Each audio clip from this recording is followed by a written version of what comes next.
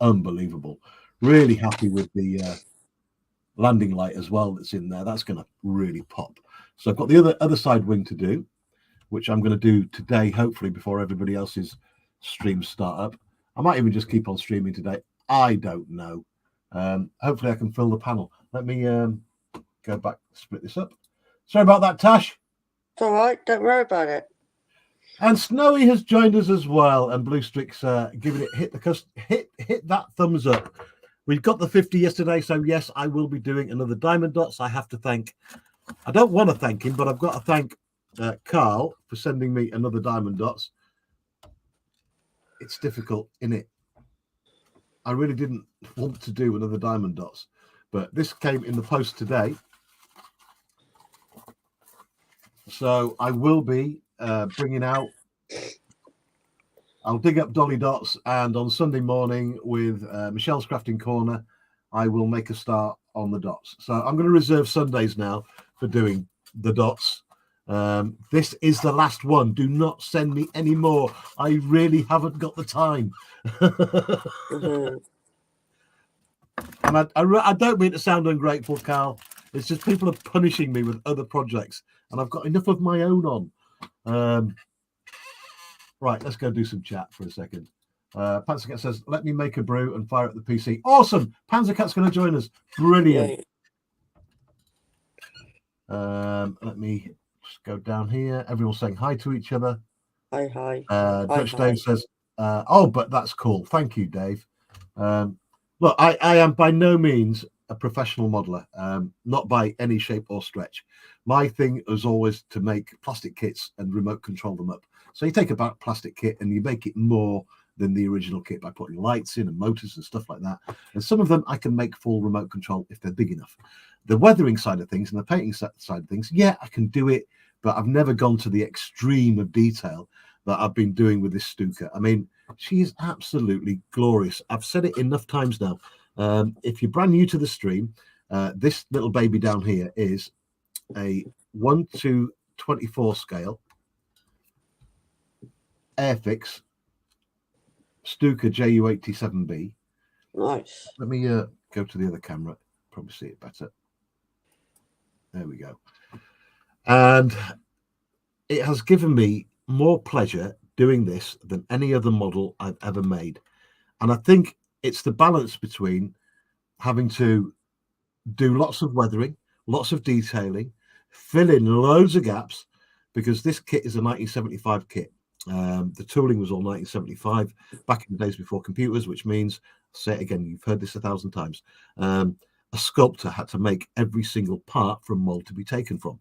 And the love and attention to detail from the Airfix sculptor, it just shows. This is marvelous. You can pick these up for about 90 quid from Jadlam, or 150 quid if you want to get ripped off on eBay. I've seen varying prices of these. It's a vintage classic kit. And it's very little changed apart from decals every now and again since its first manufacture. I have put into this, it's got working navigation lights. It's got a working main motor for the propeller. I'm not going to fire this up now because I want to get the painting done. It's got working lights in the cockpit.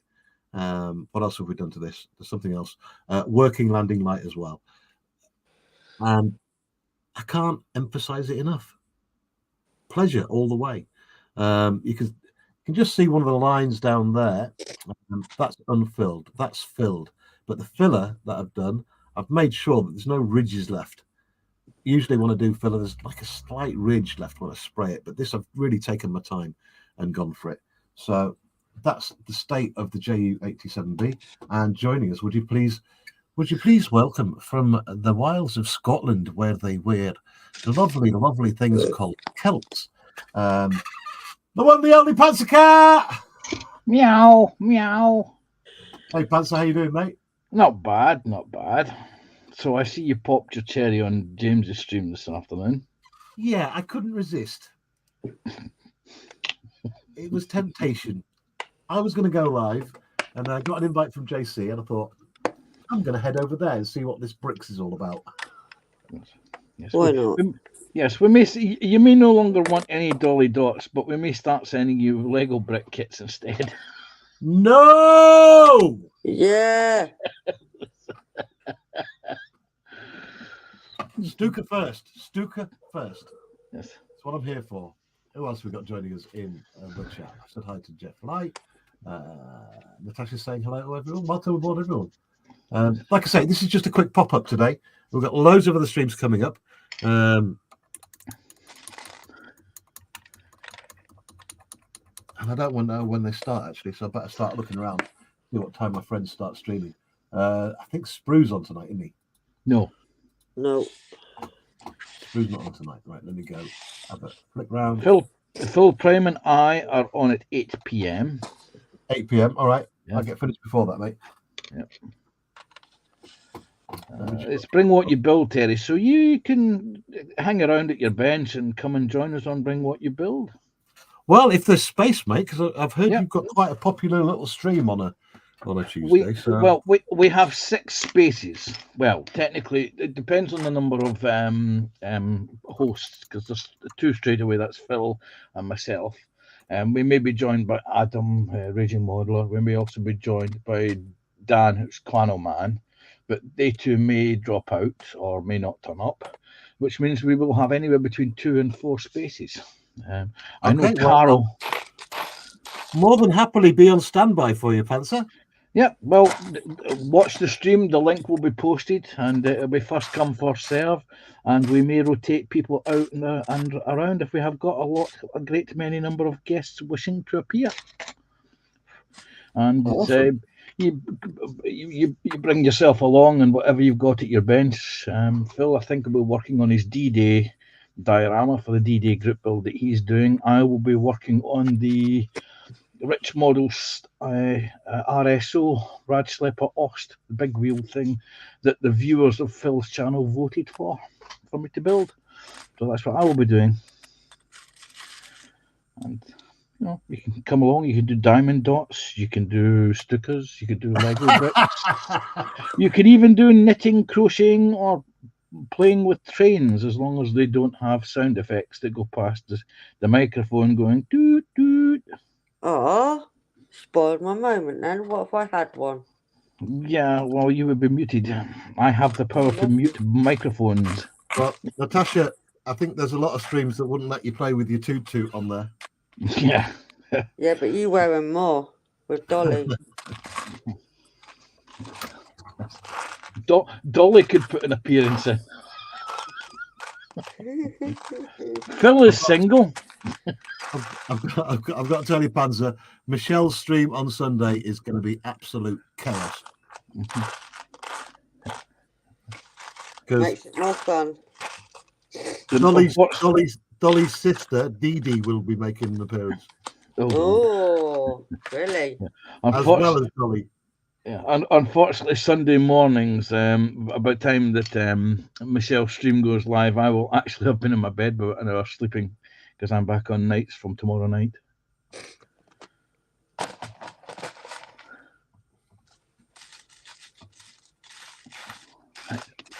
Anyway, that's that. I can't wait for Sunday. I really can't. It's going to be hilarious. You'll have to try your shaving foam between then as well. Yeah, good point. Yes. Might give myself a nice Brazilian.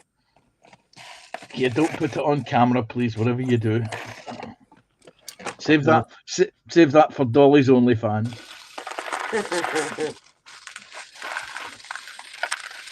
Or technically speaking, Dolly's only fan. I thought you'd enjoy that free membership, Panzer. It's a bit like some time ago, just before Christmas, I got given a free membership package deal for a YouTube channel. And I don't know why the hell it came from, but it was this bizarre foreign language thing. That was somebody. I don't. I think I lasted 10 minutes. I don't know whether they were building something, playing with something, making something, but there was no subtitles, nothing. It was just some foreign language which I didn't recognize. So I thought that was a waste of a free membership for a month.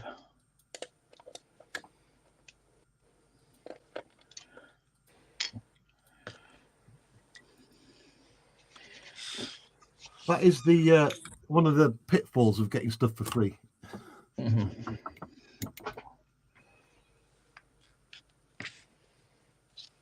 And Robert Eisen has joined us in the chat. He Hey, says, Robert, how you doing, mate? Yep.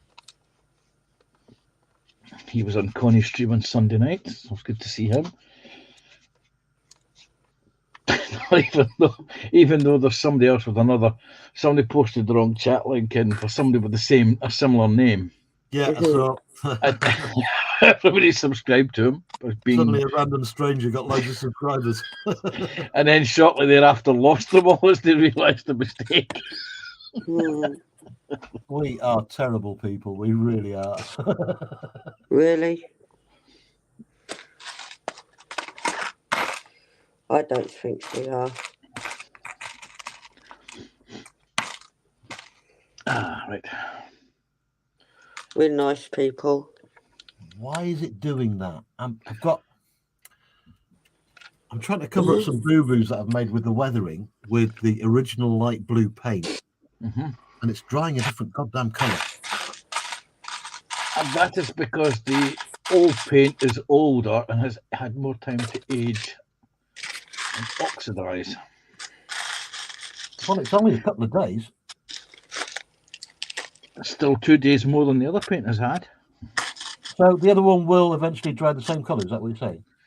It will eventually reach the same stage of colour that the current colour that you have on it has reached, by which time the current colour that you have on it will have aged more days.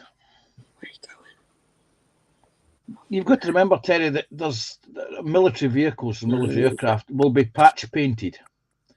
So it will look contemporary, because if you ever take a look at a modern military vehicle at a parade, you will see there are different bits of green, what's called patch painting, where the commanding officers went along and said that needs a bit of paint. Somebody's got the paint out and slapped it on. It doesn't matter. True. I won't worry too much about it, but I'll make it look like a patch paint, like a square, rather than dibby dabs. Also, I'm guessing that you airbrushed the original colour on. I did, yeah. There is that difference there with brushing on the patches, so I get that. Yeah. It's weird though, because it didn't the same thing. I've done the same thing with the dark green, and it didn't happen with the dark green. Yes. Which is odd. But Terry, this is you. This can only happen to you.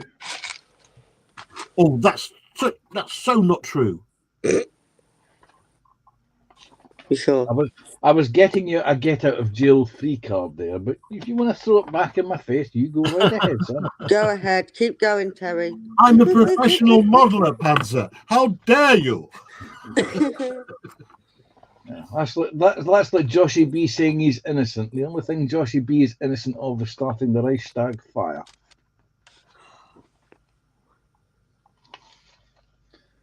Joshy's promising to make an appearance anyway shortly. Oh, good. We like Joshy. The other people can't stand them, but I think it's quite funny. Oops. F29. There you go. Come on. The finish line is in sight.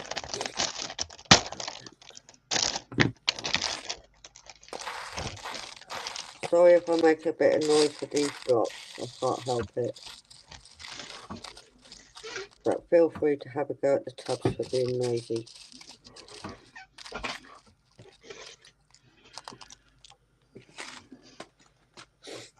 Did everyone get their coffee? I did indeed. Oh, It is good. Mine went cold ages ago. It is going cold beside me even as I speak. No, don't let it And get I'm not cold. doing my job again. I've got to do the chat. Naughty Terry. Oh, there is. There's loads. Robert says, hi all. I have to work from 9 to 1 p.m. I will be on later. Have a great day. I hope to be on later. Okay, Robert, that's not a problem. Good one, says, Robert. hi, Lady Sam, Blue Street Customs. Hi, Snowy, Jotty B, Jeff Light, and Fine Dutchman. Bum, bum, bum, bum, bum, bum, bum, bum. It sounds like a Star Wars. No, not the fourth one. Sam, if you want to join us, I can post the link. Has she had enough sleep yet? Sam After doesn't the sleep. other night. Sam doesn't sleep, I'm sure of it. No, Sam, it seems like it. Sam didn't sleep at all on Sunday. No, but has she been asleep since? Does anyone know? Well, you could maybe answer that question in chat. Still with us. Sam, have you had enough sleep yet since Sunday? Or whenever it were? I know our Scott was around earlier on. Did you say Snowy was around? Yeah. Snowy in the chat. Snowy, Snowy could jump in. Yep. No way. Snow, if you want to dive in, mate, I can post the link. Did you know I've got a snowy owl coming to build? You've got a what? A snowy owl to build. A snowy owl. Yeah, called Right. Hedwig. And apparently the wingspan on it is big. And I'll be going like, yeah, I can't do it. Is this a Lego one or a diamond dot one? This is, I'd love a diamond one, but I haven't worked out which type yet. But it's a block coming. Be right back. Yes, I was going to say Oh, someone's knocking at the door. absolute plum. You are, yes. I've often said that about you. I just put some paint on and I just leant on it to do some rivets. That was clever. I can fix it. You could do it when you B&Q it. Uh-huh. Jeff Lights just said tea and coffee has been consumed in the appropriate quantities for now. Which means he's not Welcome, everyone. 13 people watching right now for this completely unplanned little pop-up stream. Just filling in time until the other guys start later tonight. And we are streaming in a full, glorious 1080p to Instagram, Twitch, and X. And, of course, YouTube.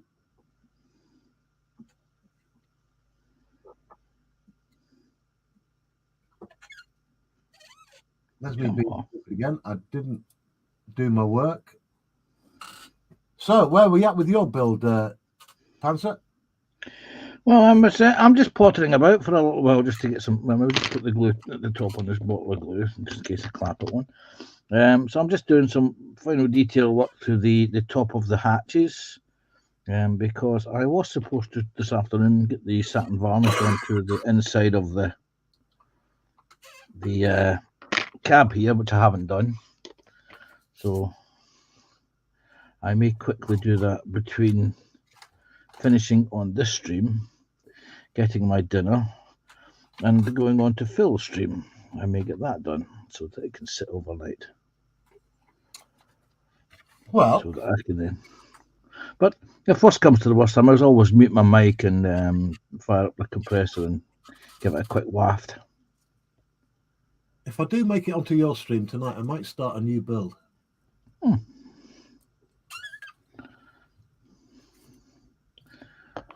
That 124 Spitfire has been on my shelf for far too long. Yes, you don't want it sitting on your shelf for too long.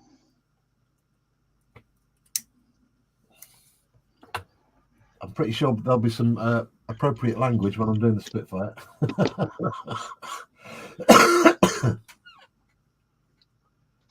Because Carl was telling me he's already built it and he had real trouble getting the is it ammunition ports you call it for it, where you reload the ammunition? Yes. Because they didn't fit on it apparently.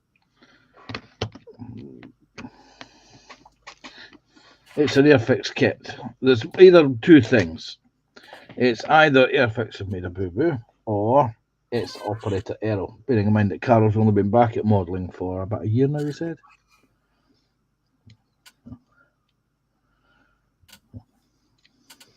I guess I've got to be careful what I say about Airfix now. You have to, yes. You see, I hear you waxing luxurious, but I'm still full screen, by the way. I hear you waxing lyrical about Airfix and the Stuka from 1975. Well, I've got. Wait a minute, yeah, it's under my desk here. Look at the big screen again if you're getting some of your stash out.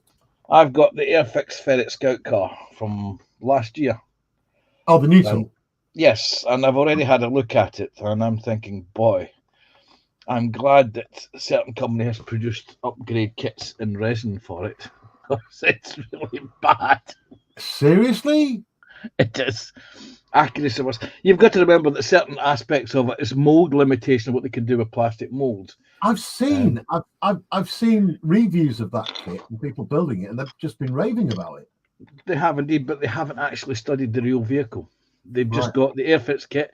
They've just built the Airfix kit. They've actually not done any research at all whatsoever on the real vehicle. Now, I'm fortunate. I have a real vehicle. I have a real Ferret, not 20 minutes down the road from me, like you have the train outside your back garden. I've got a local guy that collects and does tank restoration down at oh good god. Oh, that must be awesome for reference photos. He does indeed. He does various tanks for and he also does tank driving experiences. And he has a Centurion armored recovery vehicle and a 432. He's also got one of the American trucks, and he has a Ferret. Wow. And he's busy restoring that. So I went along and got some photographs of it when I knew that Airfix were doing the kit out. Penkern Farm, that's the name of the guy, the place down at not Glen Lewis. Oh, now it's gonna bug me now. I'm gonna have to get the map out, aren't I? Let me a second. Yeah. It's not Sorby, it's the other place. Let me just bring up the map. Where's the map? There's the map. Where's the map? See, this bugs me. I remember a place and then it hides from me. Garliston, Right. in southwest Scotland. Down where they developed, believe it or not, this is Dumfries and Galloway's area for historical reference on D-Day. This was the area that they developed and did the testing of the Mulberry Harbours. Right. In this area, because it was far enough away from German reconnaissance planes that they could potter about and do this. It's also one of the place there the second RAF training school was in the UK. At RAF Baldoon in Scotland. Talking about testing prototypes and stuff like that, I've got a documentary ready to be released actually that I started working on last year of the DD tanks, duplex drive tanks that we used on D-Day. Yes. And I managed to get hold of some original training footage that the US Army used and the British Army used. And then I've colorized it in this program that I got. So it'll be two separate videos colorized and just explaining how duplex drive works and the mechanism for putting up the actual tent arrangement around the Sherman. Yeah, that was quite interesting. It was, if memory serves me right, it was a compressor and rubber air tubes. I'll have to get that out actually. I might finish it off tomorrow and release it tomorrow. But knowing me, I'll just end up streaming again because it's easier than editing. Because I have somewhere a resin kit of a duplex drive Sherman that I bought or was sent by accident because the part number was the same as something else I ordered. Back a good few years ago now. We're back about 2020, 2021. I ordered something from a well-known manufacturer through a well-known website. And what I got was not what I ordered.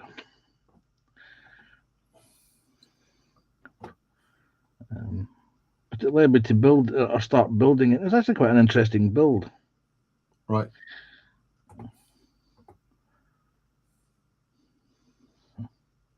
One of these days I will actually complete it.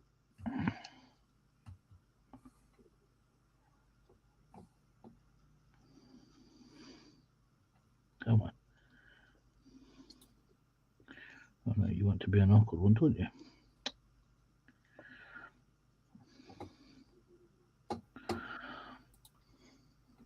Okay, still full screen, by the way. Sorry, mate. It's okay. Well, I don't mind. I don't want to hog the screen though. Just looking some up. Jeff White says there's an armor collector restorer not far from me, but unfortunately it's not easy for me to get to. Well, I've been following a guy on YouTube called Mr. Hughes, who's been getting all sorts of different tanks and renovating them. It's quite a good channel, actually. The channel's just called Mr. Hughes. You find it if you just type it in. Yeah. I was doing some research to a particular resin kit that I'm about to start building on a build video series, and he's got one, and he's just got the engine to, or just before Christmas, he got the engine to go. I think he's moved on to a different vehicle now. Hang on, Mike. Are you referring to the bad news of me getting that other diamond dots?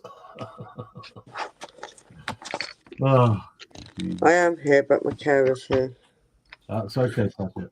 Hello, Kira. Welcome to welcome to the YouTube and the live streams. She'll be freaking out now, going, no.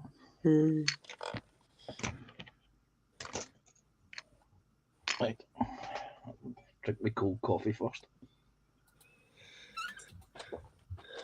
You let it go cold? No, you can't do that. Murphy's Law. I have a thermal mug. Well, actually, I have two thermal mugs. The one that's in the house, which is the one I use, Yeah. which it isn't very thermal anymore, and I have the 1.5 pint thermal cup, or thermos flask mug that I use when I'm in the car traveling to and from work. Yeah.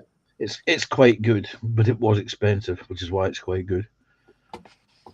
It just reminded me, actually, one of the funny stories about the DD tanks just before D-Day. The Americans had made loads of the floating Sherman tanks, and they were offered the British Valentine, because the British had made loads of Valentines, and whoever was in charge of the tank side of things on D-Day for the Americans, when he was offered a load of the Valentine, said, why the hell would we want a tank that arrives on the beach with the gun pointing the wrong way?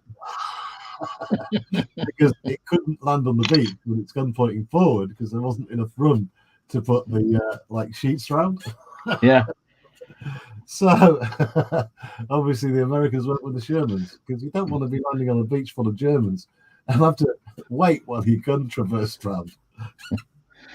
And then you've got to look at how many actual DD duplex drive Shermans the Americans actually landed on the beaches at D-Day. Well, apart from one of the beaches, it was actually quite successful, you know, when I did my research. Yeah. There was only one of the beaches where they lost loads of them due to really rough seas. Yeah. In fact, one of them... They fully expected to... I think the premise was, before they started, they fully expected to lose at least 25% of them before they even got to the beach.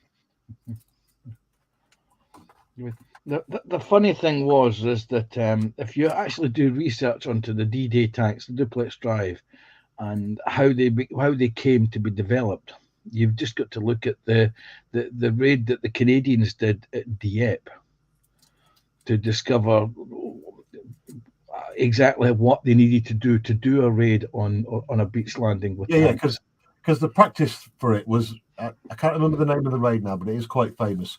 Mm-hmm. But it failed miserably, and most of them got captured, didn't they? Yeah, most of them didn't make it off the beach line.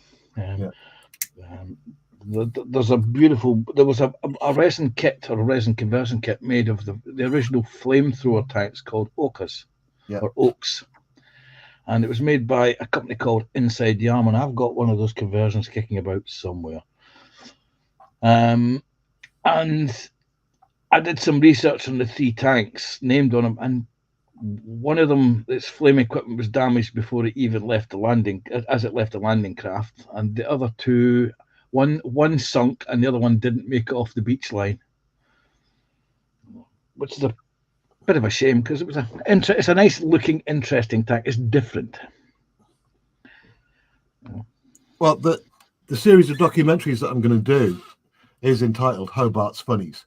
Yes. So during my research, and I didn't even know this thing existed. You must have heard of it, the rocket tank. Yes. Yes. And there's only one photo that exists of the thing, and it's upside down because let me explain. Prior to D-Day, they were thinking of lots of methods for clearing German mines and stuff like that, and obstacles to get onto the beaches of Normandy and stuff like that.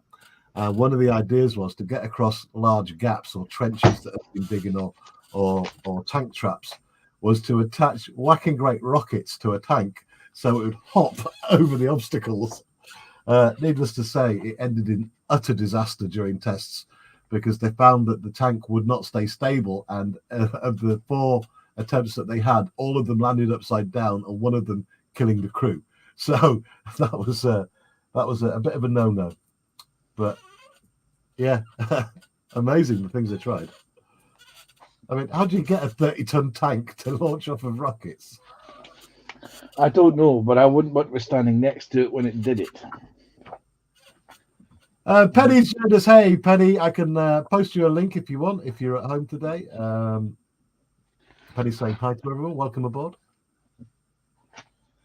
I mean, I'm just looking through a book right now, and the tank of choice to convert into funnies was obviously the Churchill.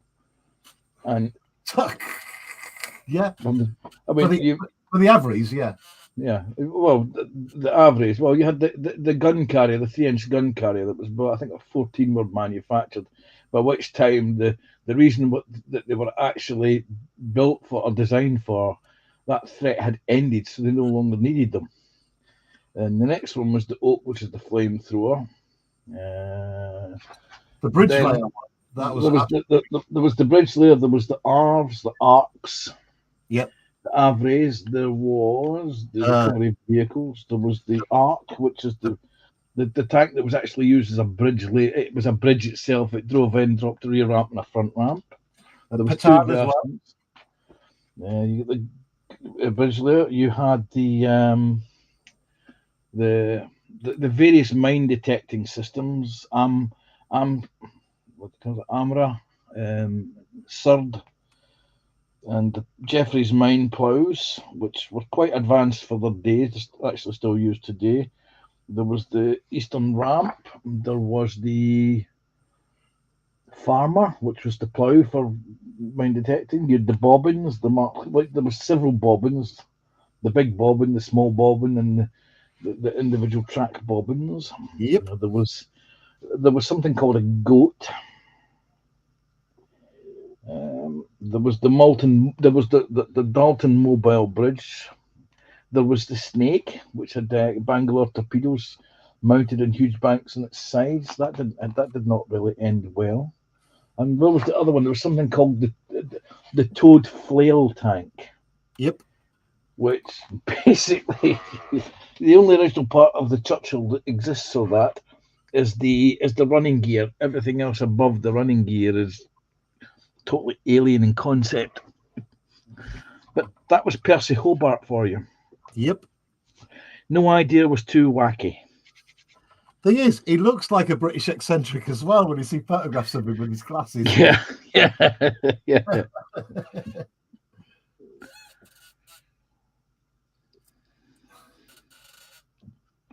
Later, Dave. Dave's off for his dinner. Enjoy, my friend. Take care, Dave. Dale's in. Hey, Dale. How you doing?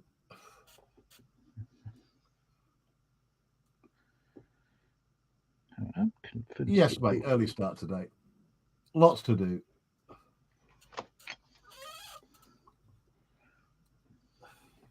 And even more dots to do at the weekend. I'm just desperate to get this Stuka hanging from my ceiling.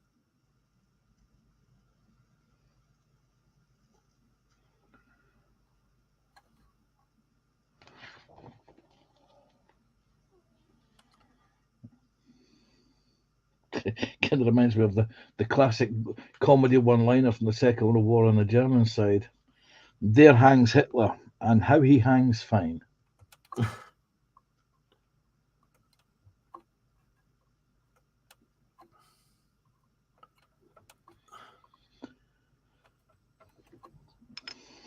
Yeah, Dutch Dave was saying earlier that it was Omaha Beach where they lost the most of the Shermans. Yeah, because they were landed too far from the shelf.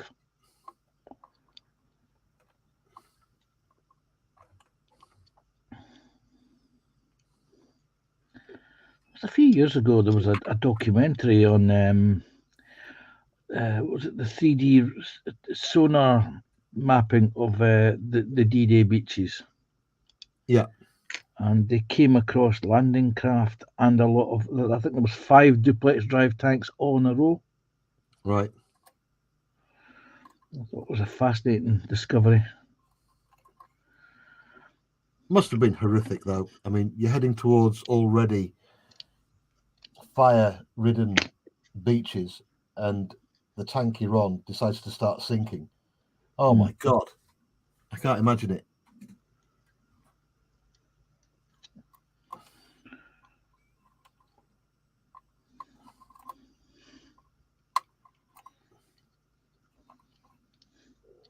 They must have been ridiculously unstable.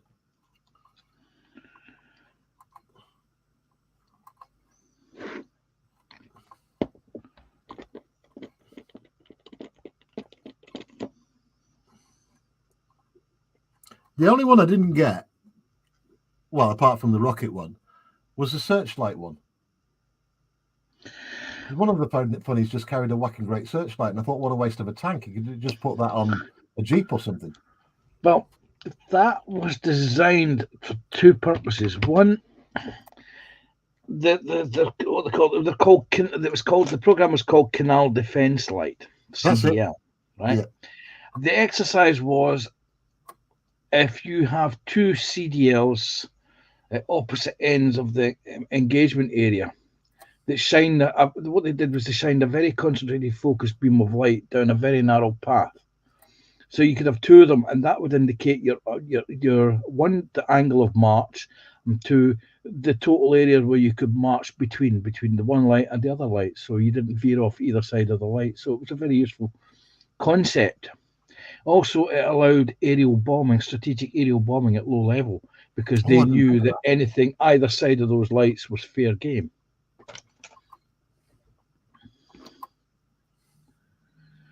What a clever idea. I think another one of the concept was because the Germans at the time that was introduced were introducing the first generation of night vision equipment. Yeah, they were. I've seen a Panther tank with night vision attached to it. Yeah, yeah, and it was designed, I think, to try and blind that.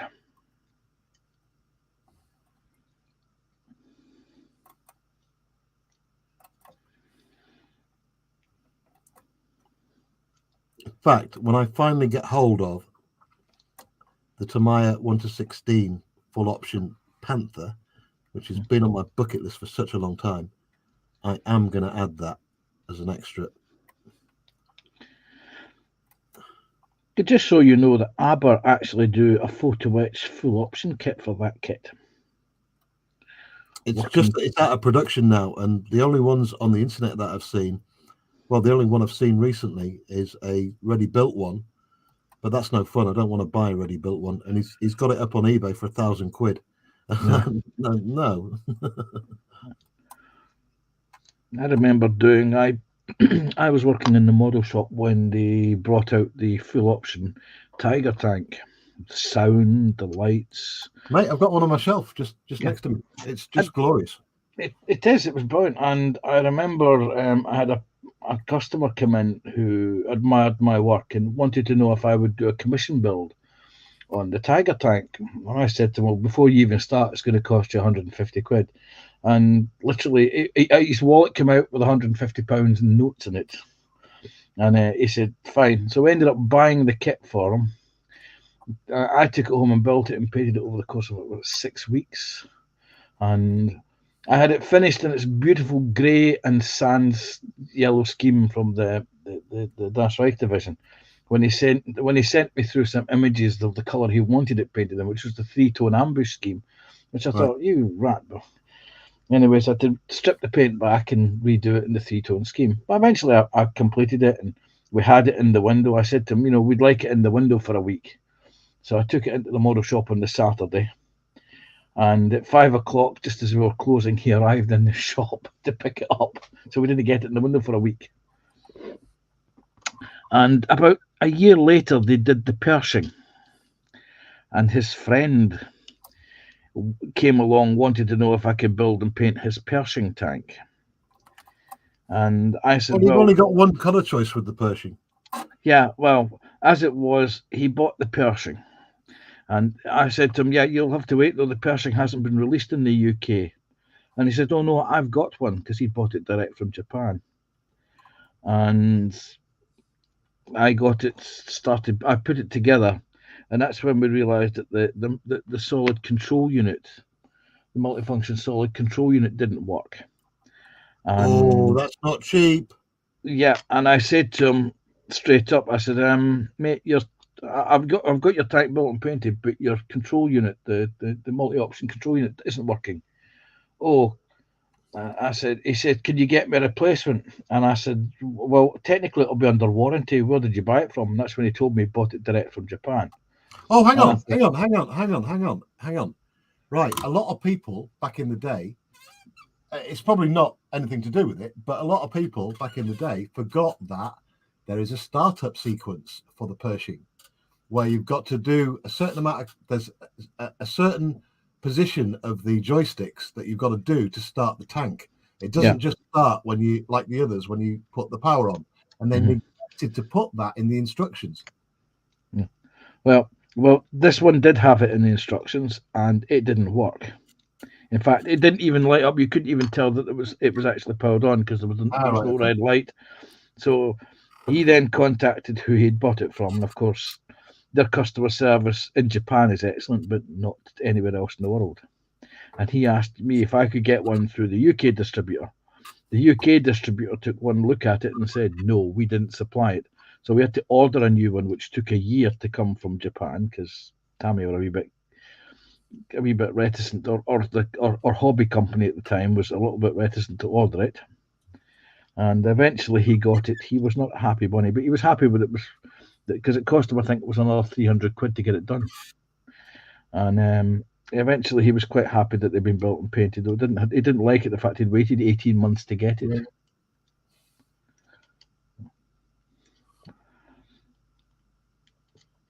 I mean, I must, thinking of, because I've got 2 full option King Tigers, 1 Porsche King Tiger with no insides, all Tamiya, 1 to 16s. I've got the Pershing, I've got the Sherman, I've got the Tiger 1. Still to collect out of that, I need the KV1, which was the short release, I do believe, the Panther G, and there was another one. I can't think of the name. There was 2 others. There was the Abrams and there was the Sheridan. That's it. Oh, sorry. And they did the German modern tank. What was it called? The Leopard 2. Leopard 2 A6. But that was always out of my pocket. It was 1,200 from the get-go. But I remember the Tiger 1. I got that for brand new for 450 quid. Yeah. And then the King Tiger came after that, and I think that was about 500. Well, we had one of the original King Tiger releases in the shop that had the distinct problem. Oh, the clutch mechanism in it. And all that, it would always bump out, and the only way to do it was to machine shop a right angle bracket onto the housing to prevent it from splitting apart to pop out.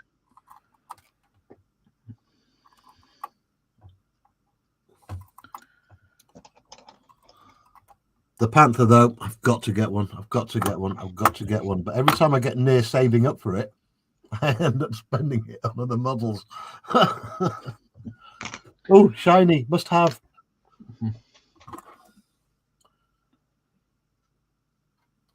I just hope they re-release it, but I shudder to think the price of it if they re-release it now.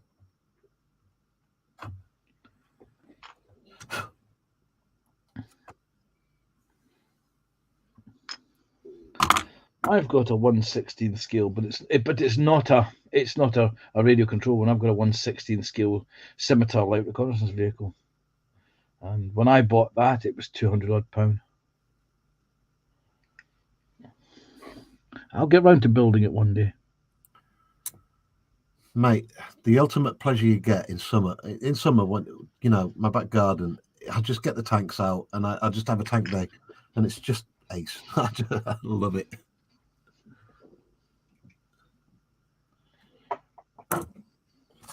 That's the wrong one. What has it got? I am back, but I'm eating. It's okay, right. Tasha. We have to eat. Yeah. As long as you don't do what Connie did the other night. Yeah, she was eating crunchy biscuits and had a microphone right by her mouth. All you could hear is 9 mini pizzas I'm eating. 9 or no? 9. Mini pizza. Oh, 9. That's what I thought you'd say. I thought you said 9. Natasha, are you eating mini pizzas? 9. Yeah, 9 of them, all to my little self.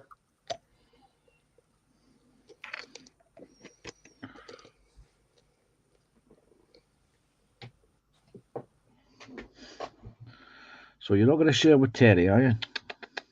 Terrible. No. Yeah, he doesn't deserve many pizzas. I've got to think of my figure, darling.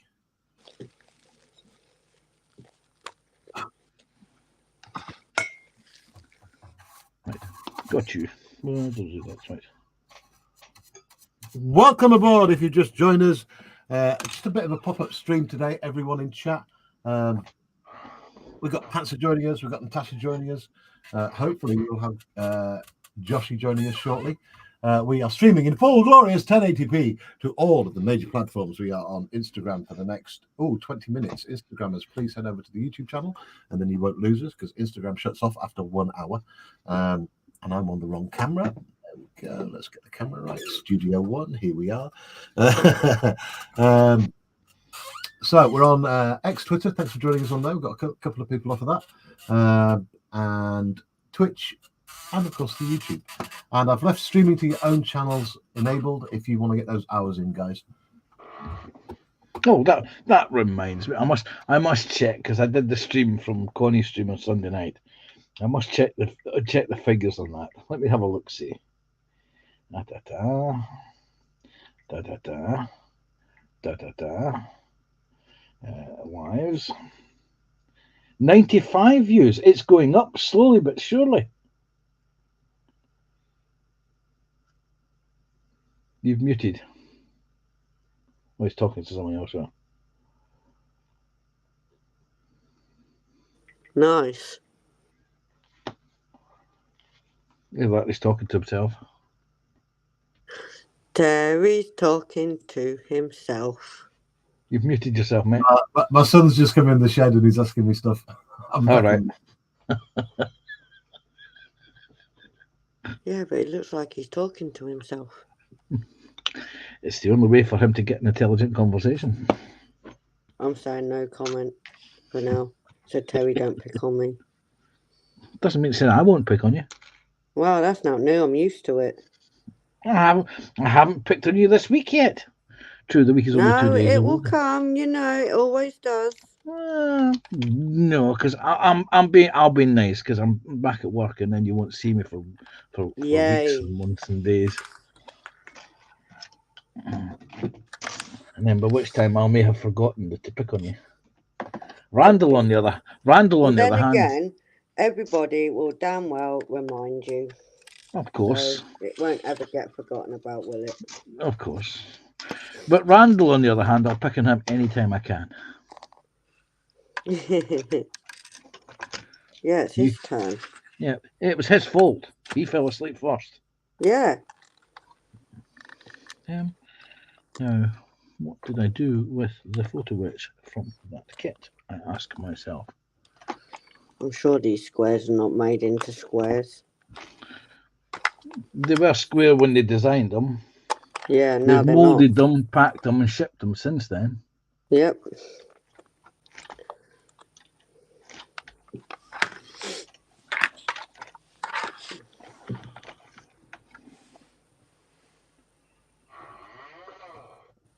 Did I, by any chance,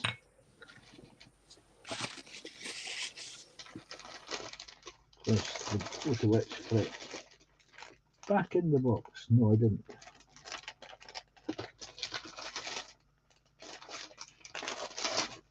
Okay, so looking at that page.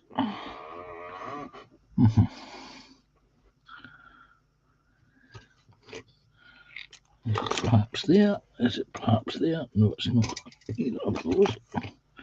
Let's not do that, Pansy. You'll break that otherwise.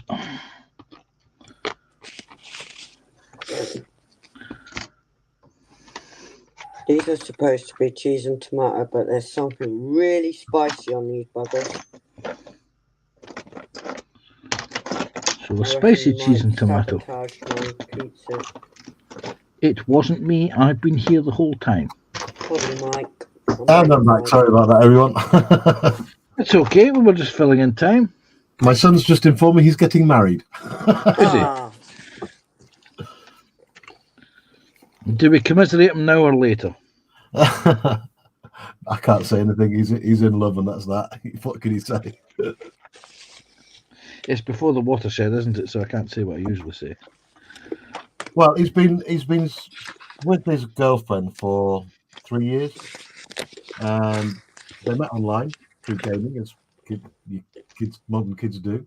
Mhm. And she is a games designer living in Canada, and she's Russian, and the government tried to make it difficult for him to get married, basically. So he's just going to go to Canada and get married, and that's that. Because the visas are really tight at the moment. There's some real political crap going on, so it's rubbish. Would that be the British government or the Canadian government? That would be the British government, my friend. Sikini's joined us. Hey, Sikini, welcome aboard, mate. And Dale saying, stop picking on Natasha Panzer. I am not picking on Natasha. I haven't picked on Natasha all day. I've been very nice to Natasha all day. I have. Have I picked on Natasha? The answer is no. not yet. It's coming. So it's Christmas, but I'm glad I cleaned that up. Mate, I can't believe it's almost March already. It only seems like it was Christmas, like yesterday. Terry, I can't believe it's not butter.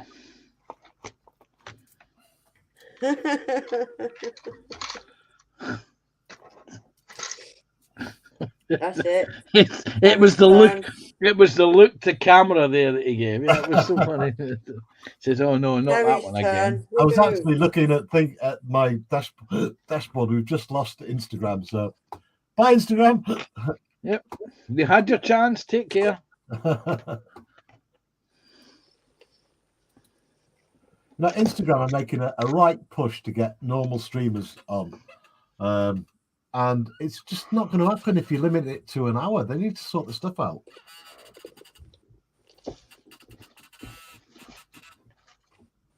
Actually, we're probably not normal streamers with the length of streams that we do. What is the hell normal? Yes. Define a normal. Yeah.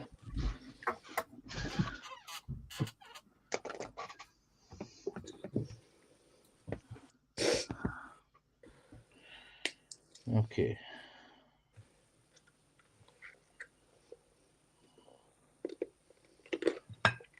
I was going to do that. Obviously, I'm not going to be doing that now because I can't find it now.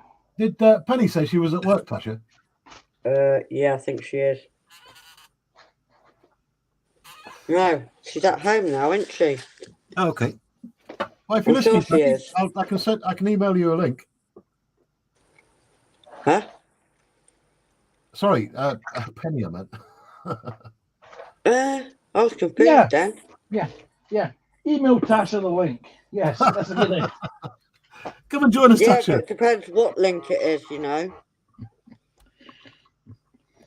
Well, If you've you already look- turned me down for my OnlyFans. No, you're right. I don't want to go there and get a nightmare.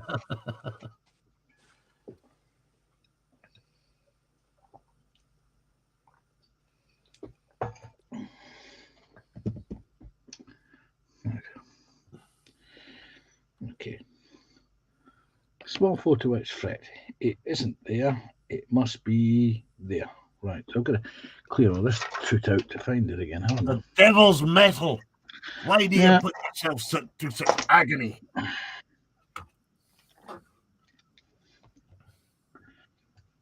It's in amongst all this other gubbins, like other sheets of devil's metal.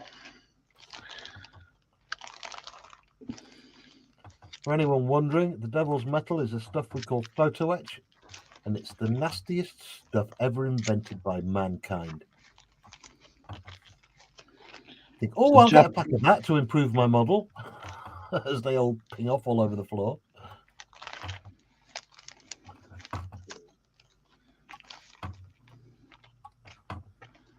Yeah, like I say, when you finally buy that Tamiya full option radio controlled Panther tank that you so desperately want, I better do a full option photo etch set for it. What, you've actually got one there? No, I don't have. I'm actually, I don't have a Panther tank in 1/16 scale, but they do a photo etch detail set for it. Yeah. It's got working toe clamps and tool clamps and side skirts, front mud guards and back mud guards. And Well, on my first King Tiger, I made all them myself out of brass. On the second one, I bought a kit.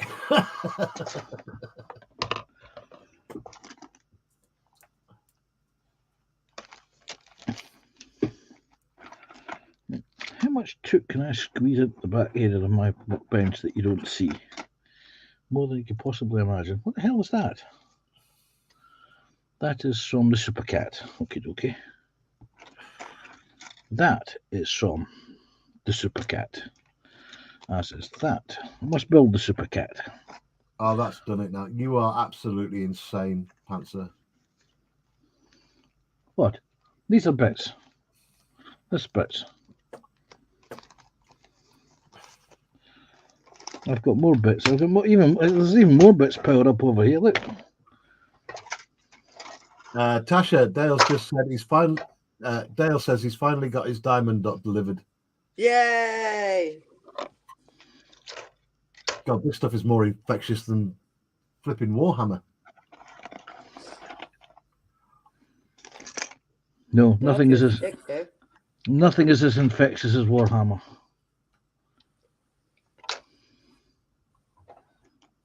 Well, no buggers getting me on that.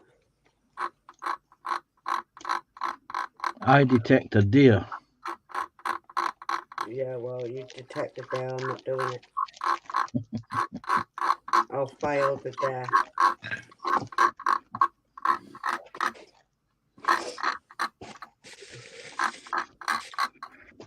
Right. I can confirm it's not there. Right. What's that mean? The dare, not dare. A deer. Yes. We dare to send you one. A dare, not dare. That don't make sense.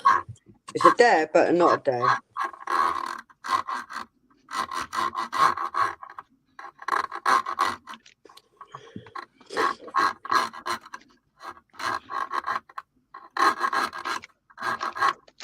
Yeah, Terry, that shaving soap. If you were to use that would stop all that roughage that you can hear. Like I said earlier on, I've always only ever used normal soap when I shave. Shaving soap contains a little bit of extra lubricant in it to prevent the razor from giving you razor burn. It makes the blade glide over just a little bit easier.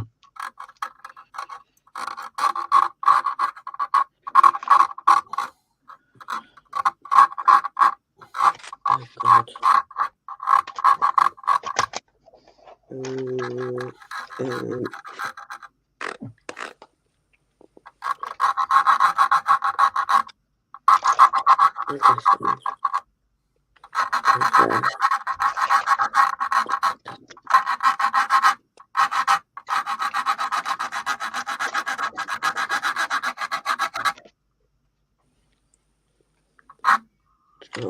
oh wait.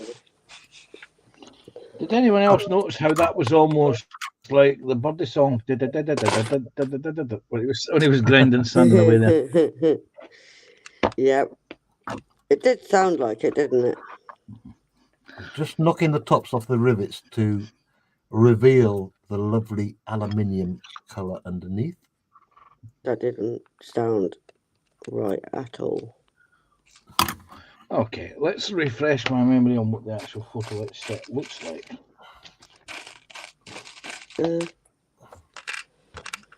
See, they're all curved, these things, and they're annoying. Where's the plan? Where's the plan? The plan is there. So I saw that not that long ago. 1, 2, 3, 4. 1, 2, 3. Yes, right. But where did I see it? More importantly, what did I do with it?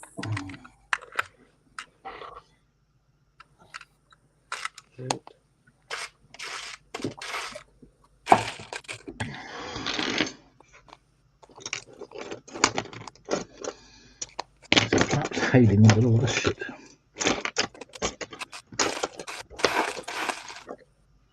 Sounds like mine. Mine's hiding everywhere. Upside down, inside out. It's not exactly the world's biggest sheet of PE. When I last saw it, it was on the bench here. Carpet monkeys. Well, that's my next thought. Has it stuck to my arm and may have inadvertently escaped to the carpet floor? May have. Everything else does with me. It's like, yeah, you find me later.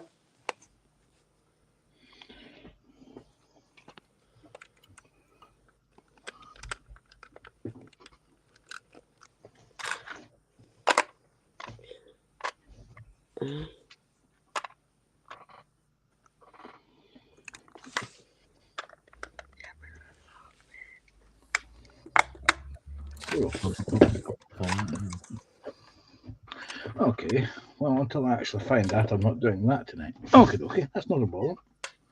I'll find something else to lose. No, I didn't, did I? What? I just realised I opened this up the other day there to do a boxing video. Did I put it in here? Could have done. Who knows? It's not the first time this has been known to happen.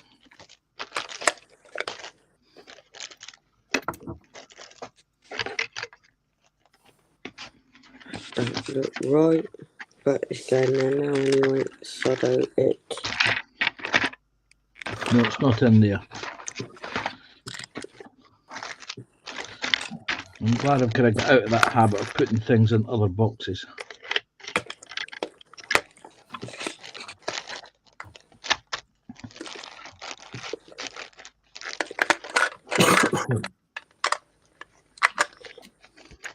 You will go down whether you like it or not.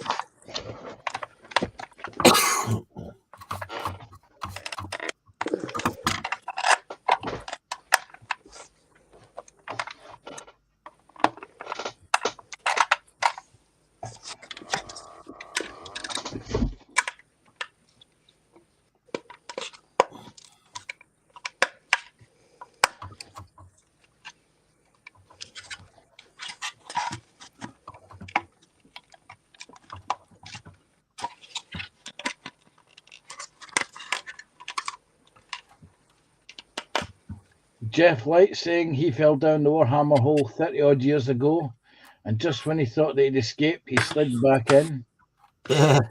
I ain't. Dale says, check your bum cheeks, Panzer.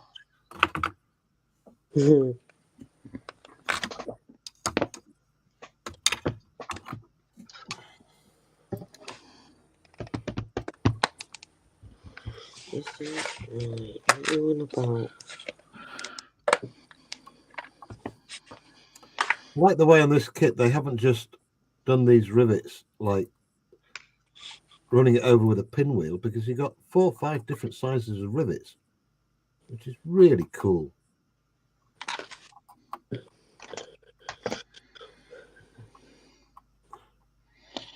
I can't wait till you discover the disappointment of the new Spitfire. I'm a professional YouTuber and modeler. I'm sure I can overcome any problem.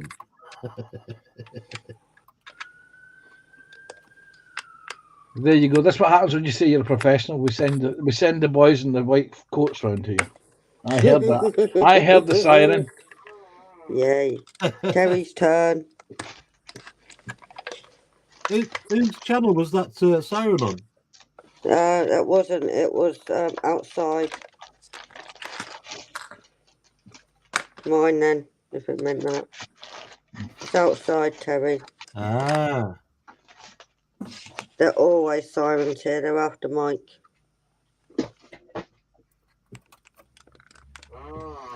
Right. Yeah. Not where I thought it was. That's going to bug the hell out of me now. I'll put it somewhere. Can you remember the last time you placed it, or is that a dumb, stupidest ever question? It was Sunday night I last saw it. Ah. Are you able to go back that far to remember, or on your steps kind of thing, if that makes sense?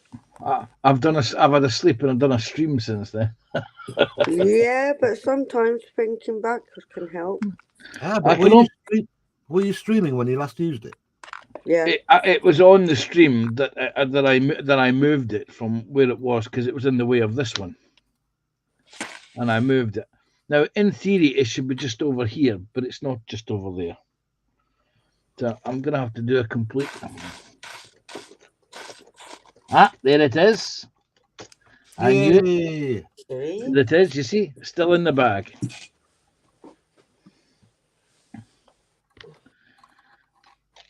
Hot, cold, hot, cold. That sounds like a pizza's.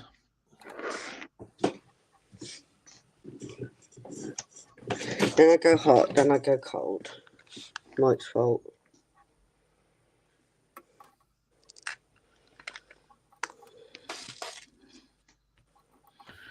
I don't know what parts 4 and 5 are for.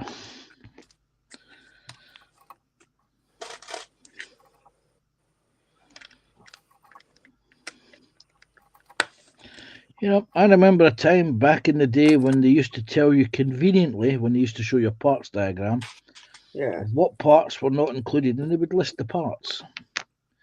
Nowadays, they don't bother their arse. You've got to scratch your head and work out what isn't used.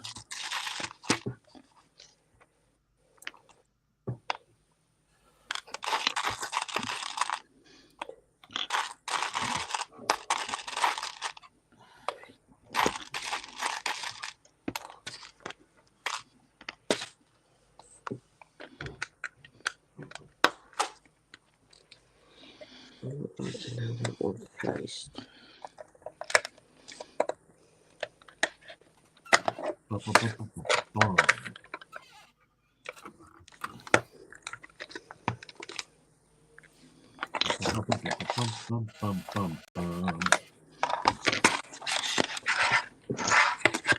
Chicken.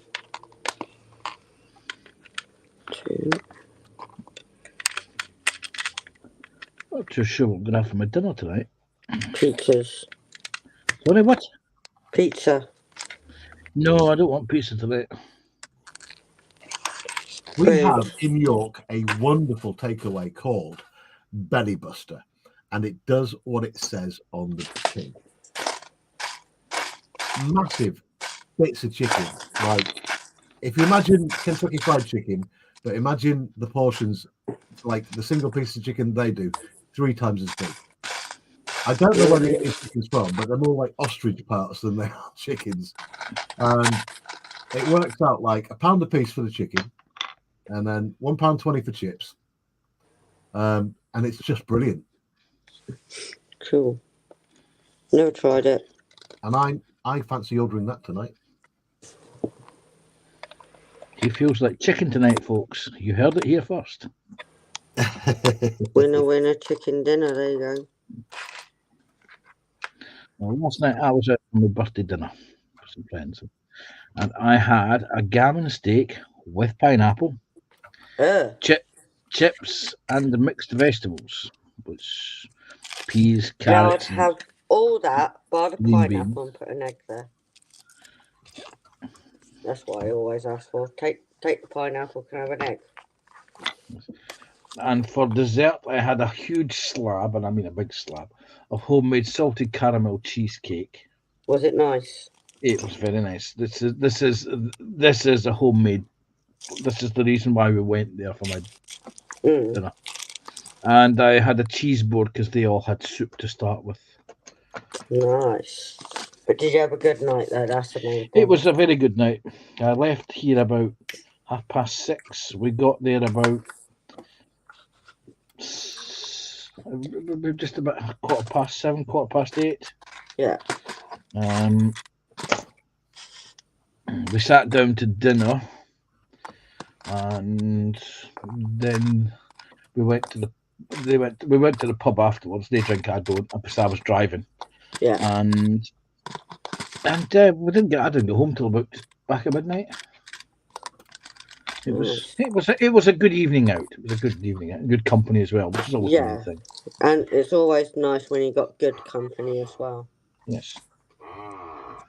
Where did I put that now? There's my super glue thing. There's my super glue thing.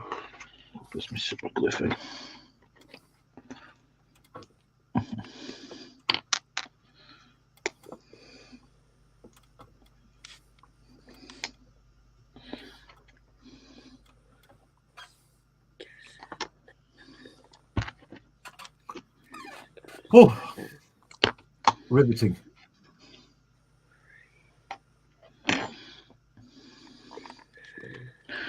Talking of riveting, I wonder how the French farm protests are getting on. Oh, they at it again? They've been at it again all weekend. Have they? French, the Belgians, the Dutch, the Polish. All of them? What the hell are they moaning about now? Farm subsidies. They should be happy they've got them. Yes. Well, the problem, of course, is that, sorry if this is political, is that Britain has left Europe, and the 4-year financial agreement comes to an end this year. So the European budget now has the great big deficit, and that leaves all the European nations that are left having to increase the money that they spend in order to continue with their subsidies.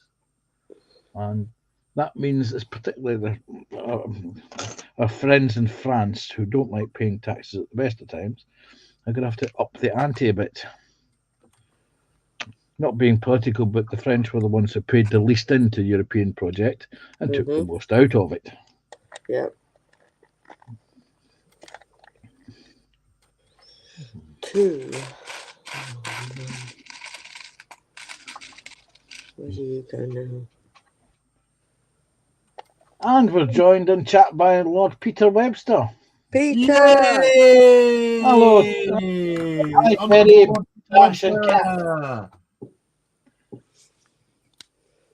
Hey, Lord Peter, how you doing, my friend?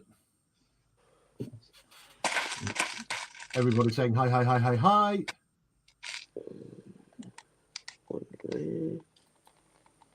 Jeff Light saying, being an aviation fan, he blames Lindsay and Sprue for their WH Flyers. Yeah.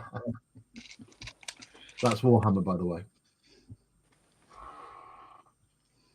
Craig's joined us as well from Canada.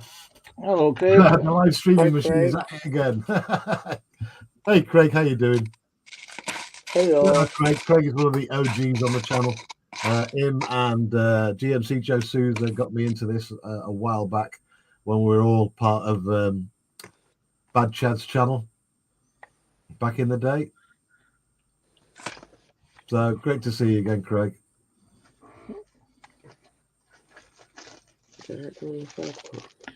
Yeah, 31. So yeah, you can blame Craig and GMC for my manic streaming. Yeah, only for the manic streaming, not for the manic himself. Lord Peter Webster says, hi, Dan, Dale, Jeff, James, Steve Kearney, James, Dutch, Teresa, Mike, Penny, Robert, Sam. I think you got everyone there, Pete.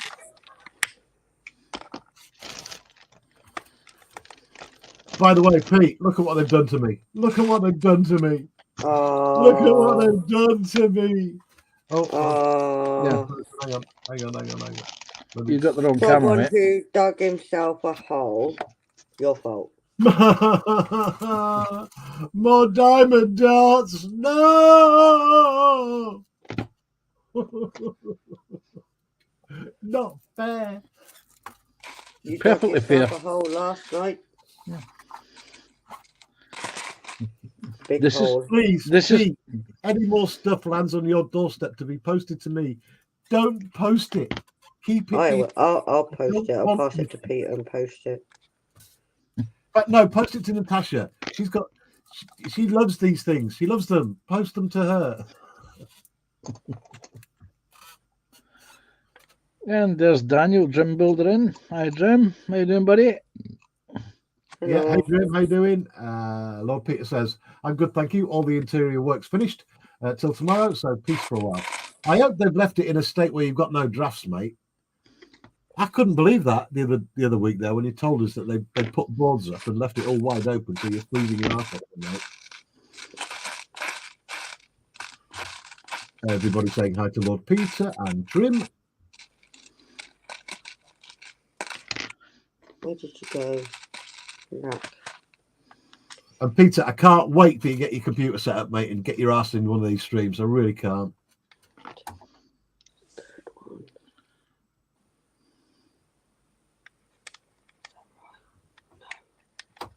You having a laugh? How are you supposed to stick that like that?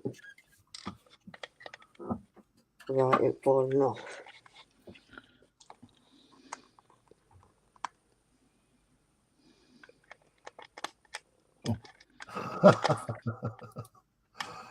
Oh, Dale's going in for it with the dotty dots. Yeah.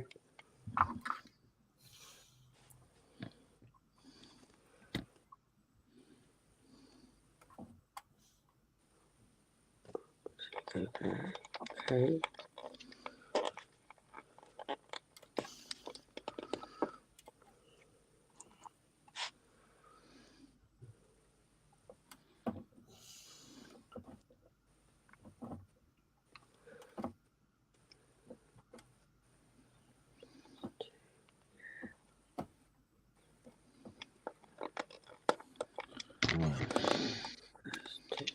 Oops.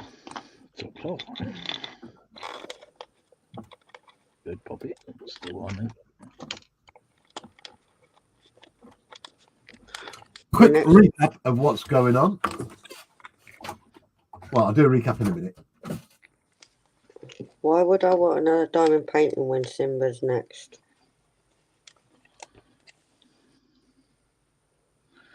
Because Terry's puts people up to it, that's why.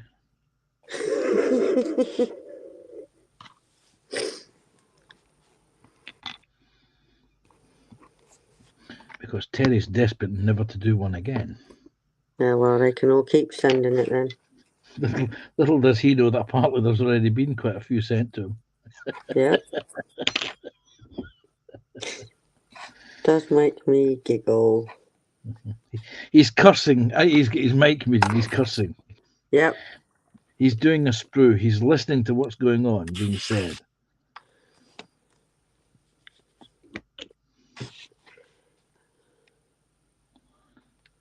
You can just tell, can't you? Yeah. He'll be muttering about dots under his breath.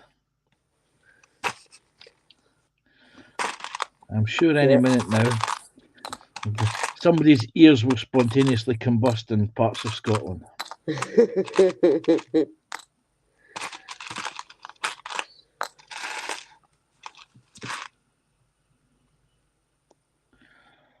Now,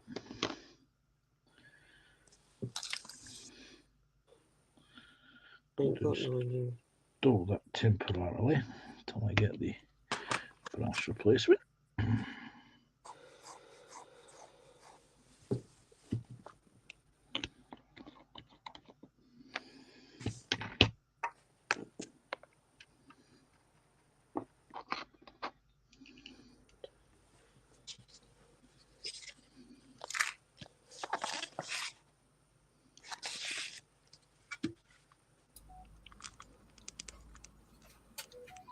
Sorry about that, gang. The wife's decided to join me in the shed again. I'll be back in a minute. Hello. Hello.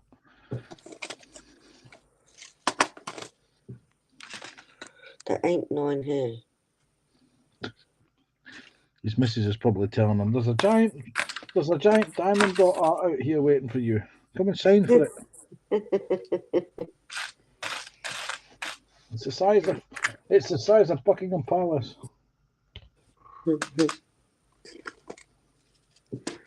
Could actually just imagine that, couldn't you, really? I could. 1. What's more, I could even imagine the look of absolute terror and horror on Terry's face. Yeah, but that's what makes it even more fun. Yeah.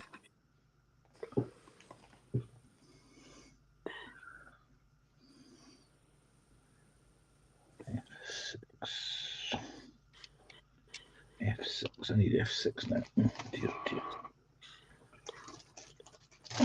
Oh, I'm going to pop that over. What time is it? It's 5:15. Right. Another 40 odd minutes for me, and then I've got to stop and do. Stop to do. Are you busy? Yeah, well, I've got to go and have my dinner. Oh, yeah. I don't have people that can cook my dinner. You know, No. like Mrs. Cat, I have to cook my own dinner. And also, I've got to do a bit of desk tidying up, ready to get ready for tonight's stream. Oh.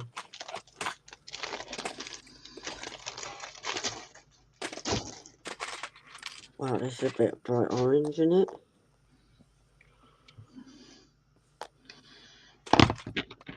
I don't know. It's a bright orange. Yeah, really bright orange. Not as bright as Dayglow orange, though. Probably not, no.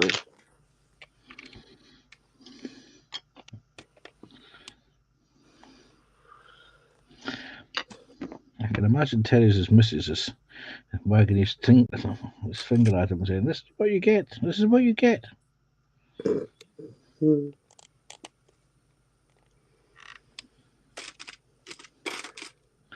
You and your stupid dares, just because you're on YouTube. Doesn't matter if you're glorious full 1080p.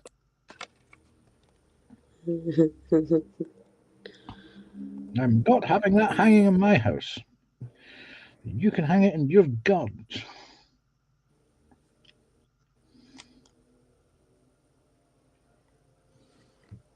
I'm going to get so banned from here, I'll tell you. Nah, you won't. I will be like Lee. Oh, did I mention the devil, did I? I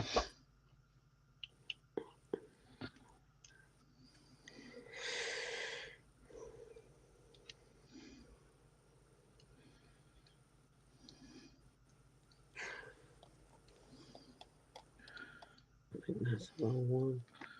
So we need to find out what Terry's having for his tea. Well, he thinks he wants to do this belly buster.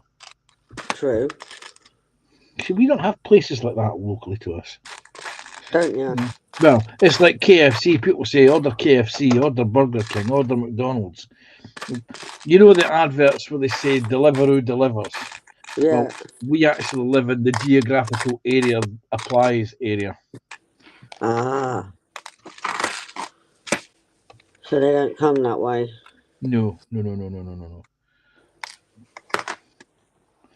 Originally, when Deliveroo first started, they would have this guarantee: if they didn't deliver within a set time, your food was free, as was the delivery charge. And we were constantly trying to test that to the limit. So they cottoned on, and that's when they introduced the geographical restrictions. Wow.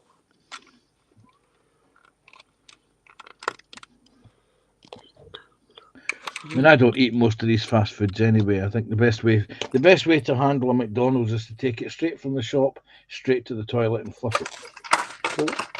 Yeah. But if I want KFC, not that I would, I have to travel 70 miles that away. Really? No, 70 miles that away to get it. If I want Burger King or McDonald's, I have to travel 80 miles that away. Wow. It's not even on my way to work. It's on the outskirts of the town Yeah. where I work. We don't have what's the McDonald's. If I want a Subway sandwich, I've got to travel 27 miles that away to get one. Shut that. It's a hell of a long way just to go and get a sandwich. Yeah.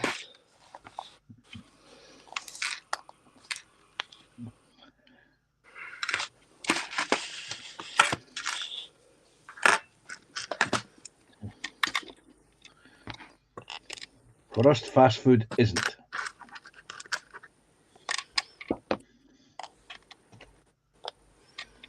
We instead have to make do with very expensive fish and chips. Yeah, the one down near me is very expensive as well.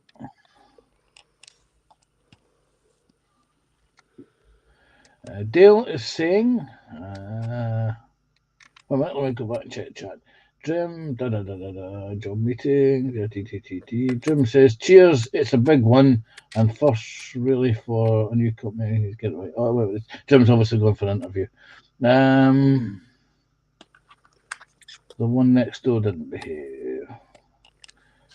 Right, Dale saying, I would give you an exclusive look at this dragon diamond dots, but it looks like my ex and I don't want to give you all nightmares. Can I scroll up in the chat? Of course I can.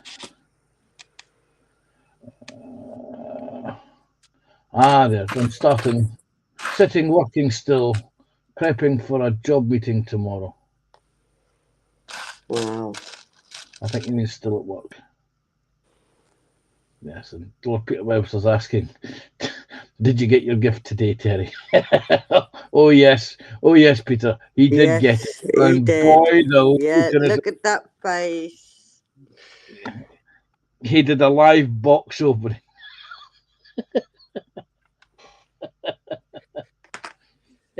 If looks could kill. If looks could kill, they probably will. Games Without Frontiers. Peter Gabriel, 1983. Games Without Frontiers. I thought it was earlier than that, to be honest with you. Now, see, now you got, because I'm a Peter Gabriel fan, you can get in there. Go away. I don't want you going ping, ping, ping. You tell it.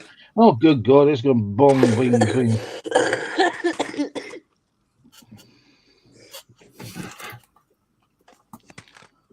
Seriously, Peter, if any more stuff arrives at your doorstep to be sent to me, put it on eBay.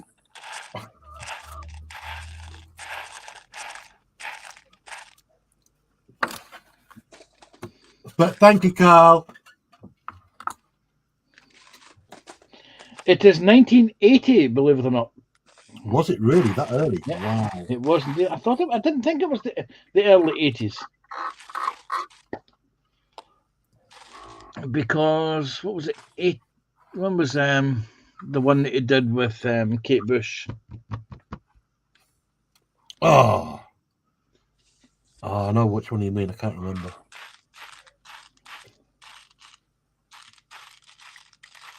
From the Sledgehammer album. Yeah. Oops, no, I don't want Google. Go away. I don't care who Casimir is. We can't get in trouble for just mentioning songs, can we? I hope not, because we're not. Sledgehammer is from the album. Good question. What album was it from?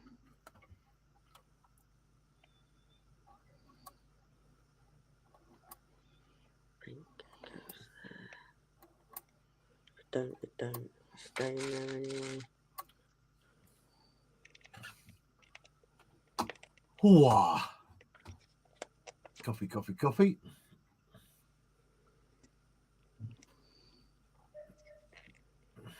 1986, no? I don't know.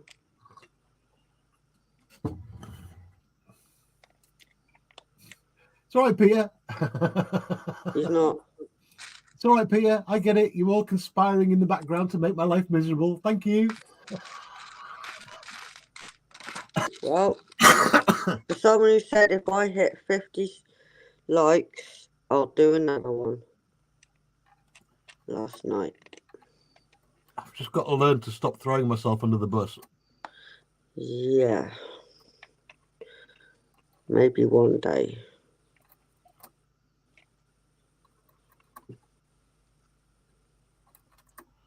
I'm nearly done. Nearly done for this wing. Come on. I reckon about 100 more rivets and I'm done. It's from the album Soul. Yeah. Which Looks like I've features down a bit of a rabbit hole there, yeah. Hunter. Yeah, which yeah, no, it did because I like Peter Gabriel, which features the album which features the singles Red Rain, Don't Give Up, That Voice Again, In Your Eyes, Mercy Street's Big Time, We Do What We're Told, and This Is the Picture. They were all in Genesis, weren't they? Phil Collins. Well, am I right? Was it Genesis? He was the original singer from Genesis. He left, right. and Phil Collins took over. Don't Give Up. That's the duet with Kate Bush. That's what I was originally looking for.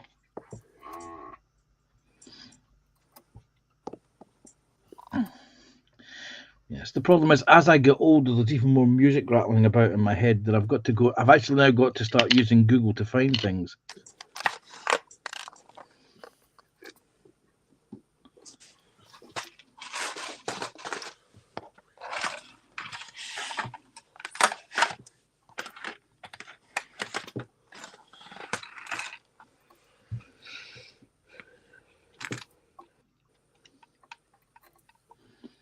I'm not looking forward to my old Windows XP PC packing up because it means when I've got to buy an even newer PC with an even bigger hard drive. God, you're still running XP? I have a PC running XP because it has all my music burned to it. And it's connected to the internet?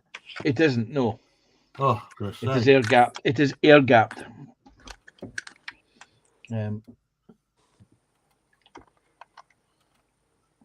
It has all my music CDs burned to it. Over the years, as I've converted audio cassette to CDs, and bought more CDs, they've all been burned to the old XP machine. Well, why don't you just buy a big USB stick and transfer them all? Because I've got MP3 players. I have MP3 players which I use, and all my albums are on that. I could do a USB stick, but then that means that whenever I switch on the new PC that I use for streaming, i.e. that one just over there, it has to go through all the files to check, whereas there's very minimum on this PC. So when I start it up, it's a fairly quick startup.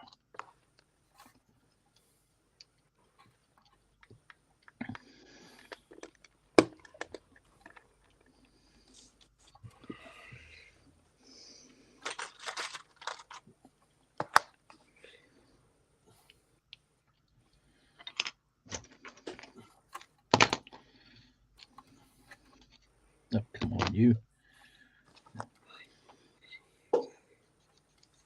Besides, there's nothing wrong with my XP computer.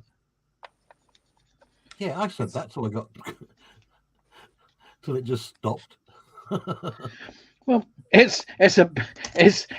my Windows XP computer is a bit like Trigger's broom. It's had about 3 new power pack units added to it, installed in it over the years. The beauty of it is being an older system. The power packs actually cost about a tenner brand new.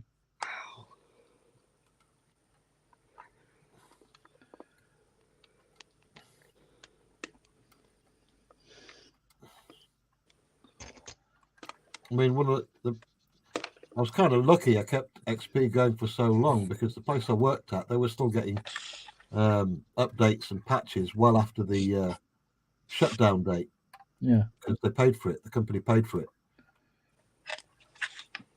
But then there just came an absolute stop to it. So bye-bye XP. See, the beauty of XP is I was that used to it. I knew where everything was. To this day, I'm now using Windows 10 stroke 11. That's 10 and 11 aren't that different, mate. It's No, just it's not. finding where they hide stuff. I mean, I did an unboxing video on the old webcam, and instead of it storing it where you think it would store it, it stored it somewhere else. And I have yet to find this video. Thing is, you've still got my documents, my pictures, my videos, blah blah blah blah blah. Yeah. And if you've got a separate drive, you just do the same file system that you've always had in it. That's comfortable for you, and then you just put shortcuts on your desktop. Just that easy. Yeah. Don't be afraid, Panther. Make the jump to modern technology, my friend. The 21st century is here. Are you ready for this? I used to work for a company. We manufactured books, and they were doing this new automated, all singing, all dancing computer system. And the company that was designing the software came around each person, interviewing them, what they wanted us to do with it, what we wanted to do with it. And they gave us all a questionnaire, and I refused to fill mine out. But they did ask for suggestions, and I said, or options and ideas. And I said, my suggestion is that we shoot the designer in the back of the head right now, because it'll be late, it'll be cost too much, and it won't work when they finally deliver it. And I was spot on, right on all three counts. It was 18 months late. Various sections of it didn't work, and it was useless. And they asked me, well, what do you use the computer for at your workstation? I said, do you see a computer at my workstation? And they suddenly realised, no, I don't have a computer workstation. I said, well, what about the mail order system when you scan orders in? Do you not scan orders in? I said, no, because it's been scanned at that station, It comes to me. I don't need to scan it because it goes to the quality control station and it gets scanned there.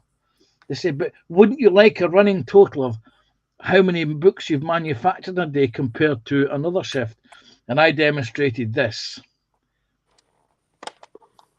A pencil. And I said, every book I do, if I do 10, I do 10 little tick marks. A bit like you're counting Sunday nights, Terry.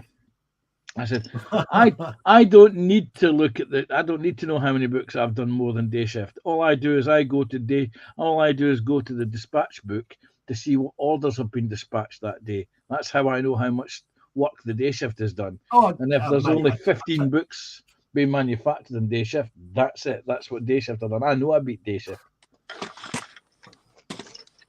Peter, first of all, thank you. And second of all, stop it. I've told you before. All I require from people is just maybe a diamond dots. Send Terry diamond dots. He's desperate for diamond dots. I'm not. Just subscribe to the channel. I'm not bothered about anything else. I want YouTube to pay for what I do via the advertising. I don't harass people for memberships. Just stop it, Peter.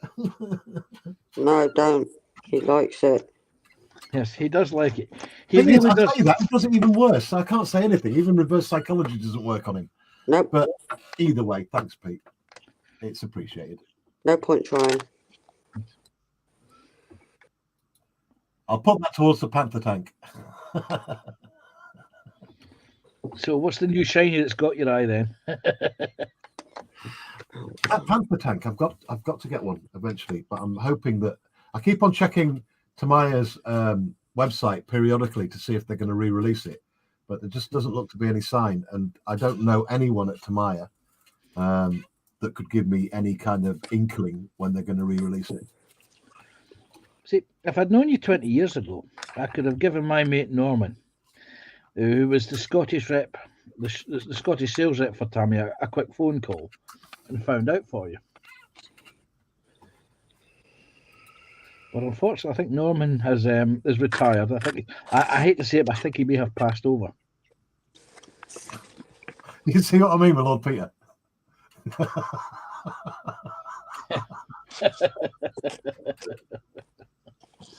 Peter, I'm going to do the diamond dots, all right? I'm going to do it. You can stop it now. It's already a done deal. We got the 50 thumbs up. Yeah. But he hasn't said what Diamond Dots is going to do.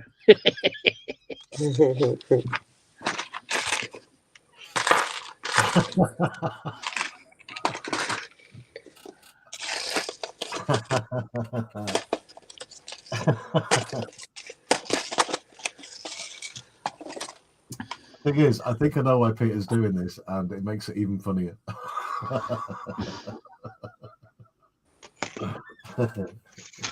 Peter, I'm going to send it right back to you. So what I'm going to do now. Okay. I was going to do a thing. Like You were going to do a Diamond Dot. This, Yeah. That's what you're doing. This isn't an organised stream. This is just a pop-up today. JC Bricks and Bills kindly invited me onto his stream earlier on. We had a good laugh, proper, and I learnt a bit about this. What do they call them bricks again, Natasha? I can't remember the name of them. Lego Right. bricks. That's it. Building DIY. blocks. There's DIY Building blocks. blocks. Because I had no clue about it, and apparently they're a company that are trying to make inroads into England or whatever, and they look to be a bit of a bargain. So, a bit of a shout out to JC and the Les DIY.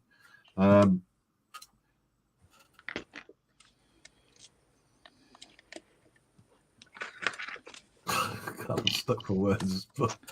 Yeah, because now you know. The minute you brought that up, everybody's now going to be thinking, right, let's send them. No. You've done Diamond Dots. Yeah. Very shortly, you'll be doing Diamond Dots to death. Let's send them bricks. Thing is, I know what Peter's doing. I know what he's doing, but I can only talk about it in the green room. So we'll talk about it in the green room afterwards. So I know what he's doing. Peter is Peter. And it's funny as hell. I've got a fair idea that involves a certain person, doesn't it? No, let's not even. Yes, I'm not going to name names. No, I'm not going to do anything. I'm not going to spoil the fun and the surprise. I've heard what the argument was. Lord Peter is a comedy genius. He really is. Yes.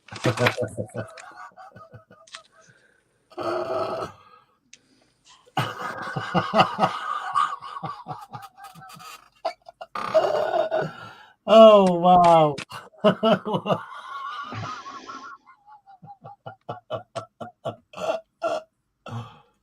Apologies to everyone in chat.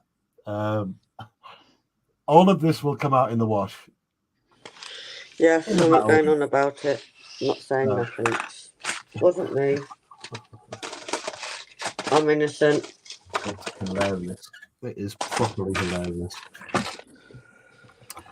In case you don't know Lord Peter, he is one of I'm not just saying this because he just keeps on using his finger to go 3 quid, 3 quid. He does this to everybody's channel, right? Everyone who's new to YouTube, he helps new YouTubers along. They're just starting their journey in YouTube, building a subscriber base. He sends out things that are appropriate for their channel. Natasha's had gifts, but so many people have had gifts off Lord Peter. Just a generous man, and you can't stop him. I've emailed him to tell him to stop stuff. Just stop it, right? Because I'm kind of there now. The channel is taking off. So please, Peter, reserve your gifts for the people who really need it. Like our Natasha, she's up to 130 subscribers now through some of the bills she's done that you've sent. And the budgies, of course, Natasha. Bring Natasha back in while we're talking about her. I didn't see you drop out. I heard every word. Something about my budgies. Yeah, one of the greatest people on the internet that I've met so far. Yeah, there are a few of them out there. And it's you know, and he's one of those guys who's just impossible to fall out with. I mean, if anyone falls out with Lord Peter, there's something wrong with them. Yeah, yes, they've made a serious effort to try and do it. Yeah. Or clinically insane. I was just about to say they're just stupid if they have.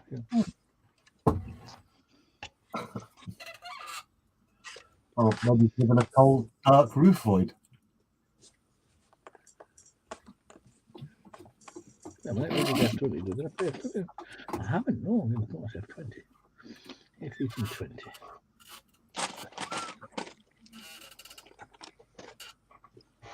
Oh, look out. Lord Peter's looking for the next gift recipient. Oh, who have we had new?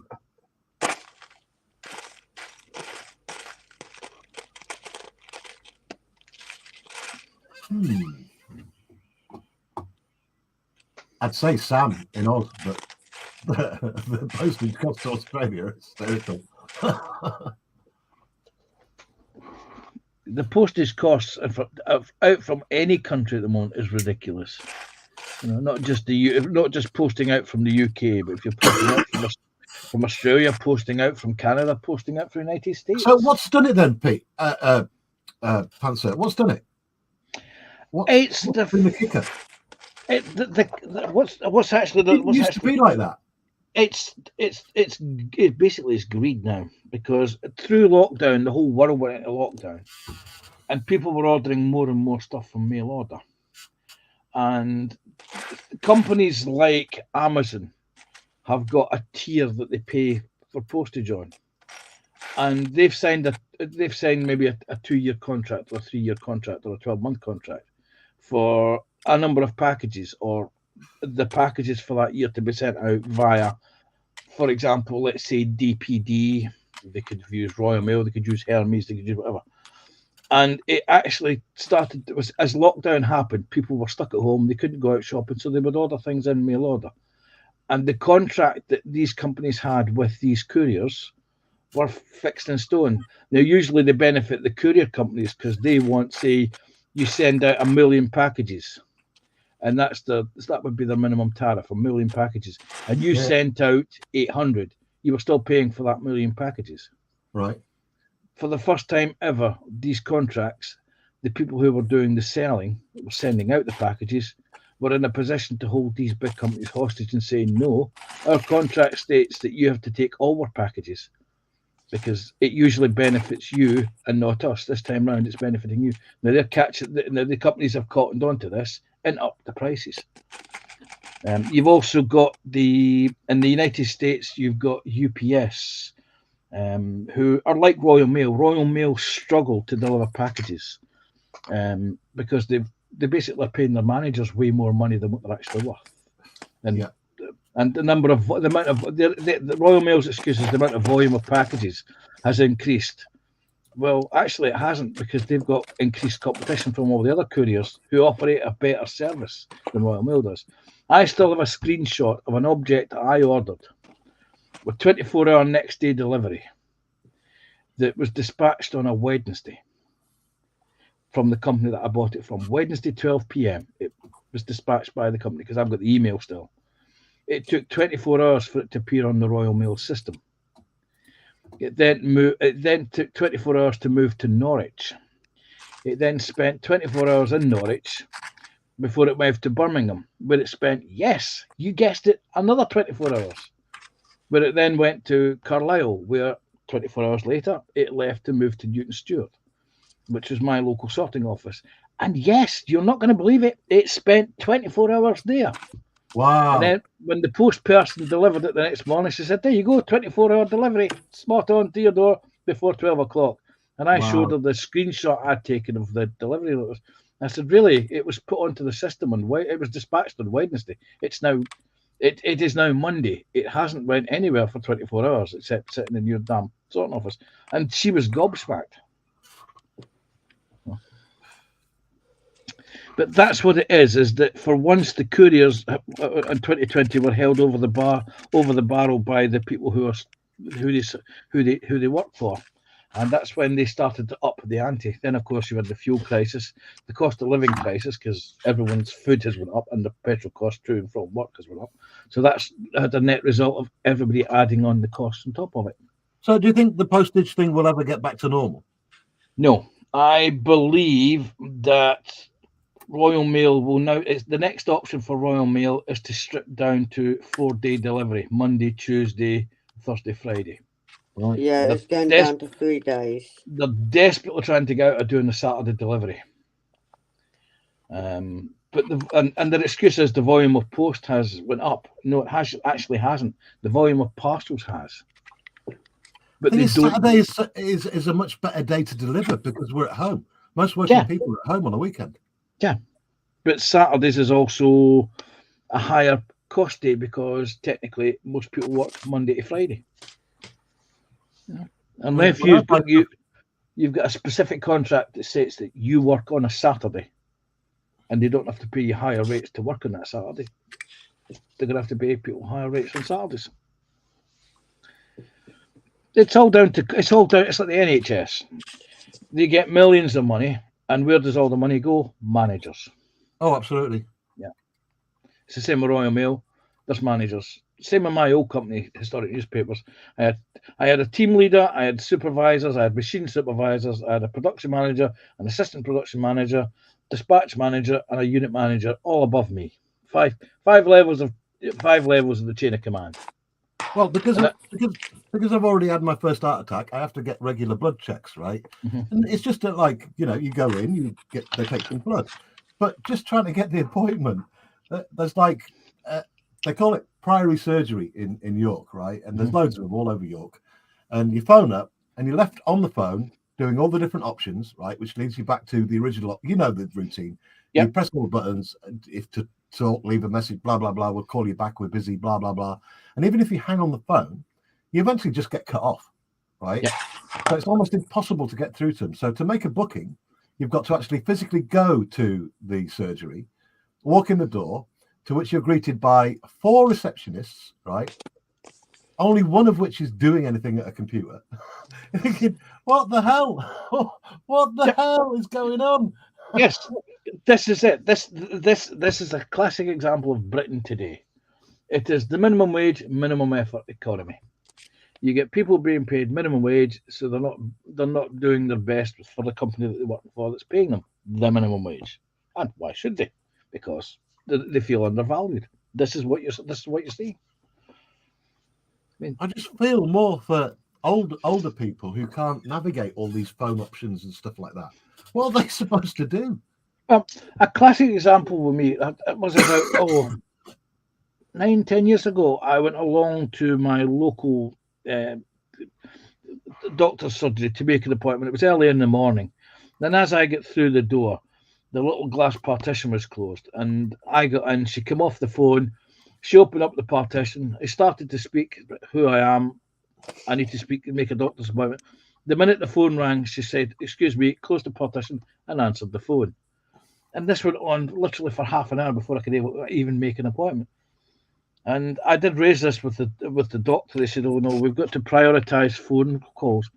I said, "But when you try to phone in, you can't get through because the damn line's constantly engaged." Yeah. Another thing as well, I remember a while back, my son had to go to the DSS for an interview. He's got chronic Asperger's, so he's getting PIP and all that lot. And I couldn't believe it when we walked in.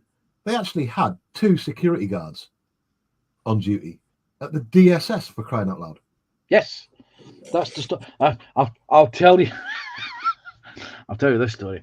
When I moved in with Elaine, because I'd left a job and I'd actually handed him a notice and I'd moved up to Aberdeen to be with Elaine, I had to claim benefits. And I'd got a benefit payment, a gyro check through. This was back in the days with gyro checks. This was back in early 2009.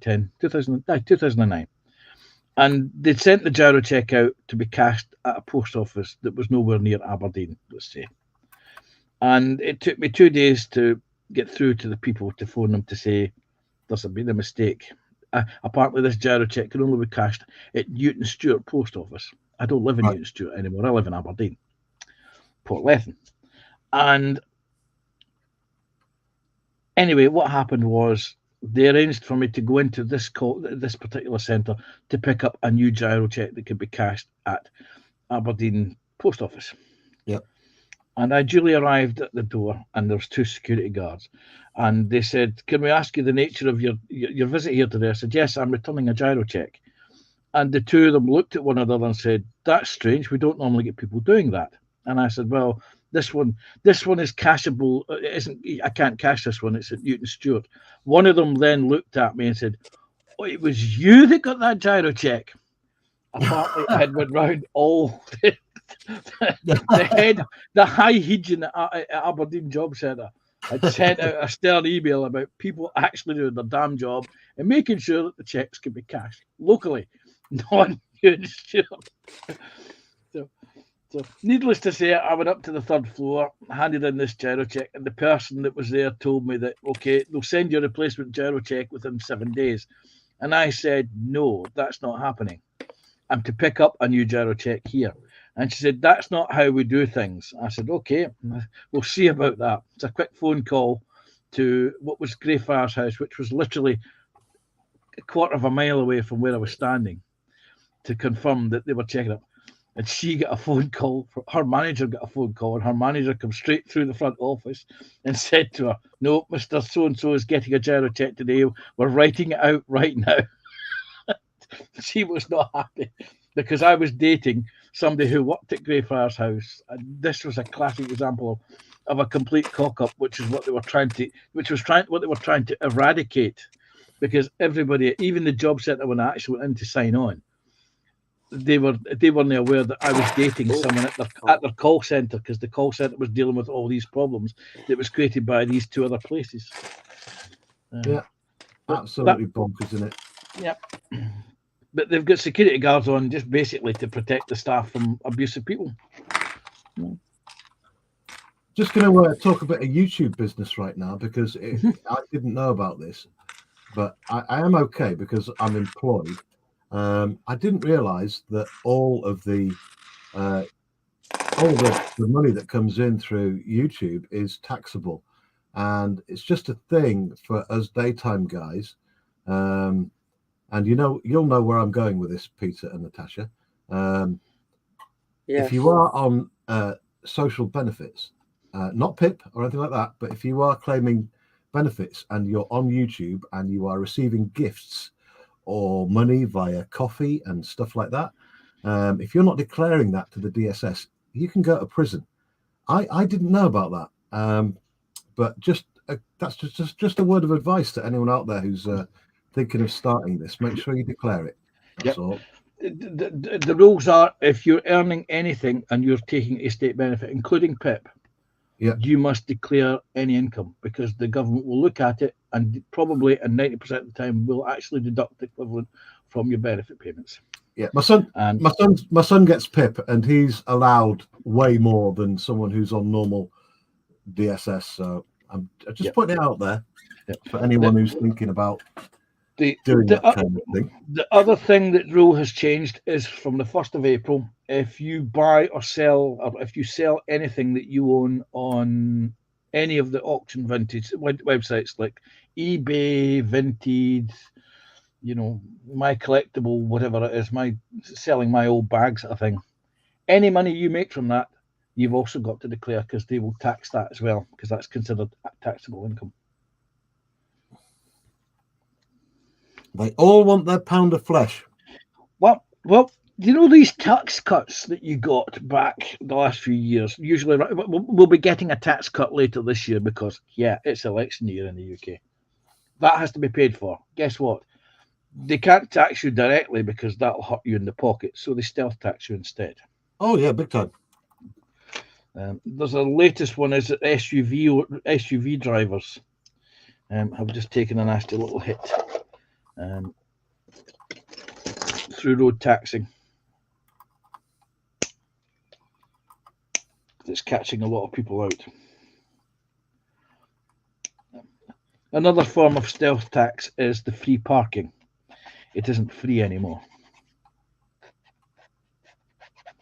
Come again, free parking? Yes. In certain cities and towns and villages, you have open parking spaces, and you don't have to pay for the privilege of parking there. I haven't seen one of those for a long time. Yep, because the local authority here is looking to rehire them traffic wardens. And I often said that if that vacancy ever come up, I would grow a small moustache, get a certain pair of knee-length boots, and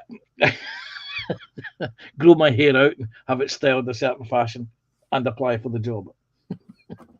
Thing is, it's things like debt collectors. I mean, I don't get why anybody would want to be a debt collector.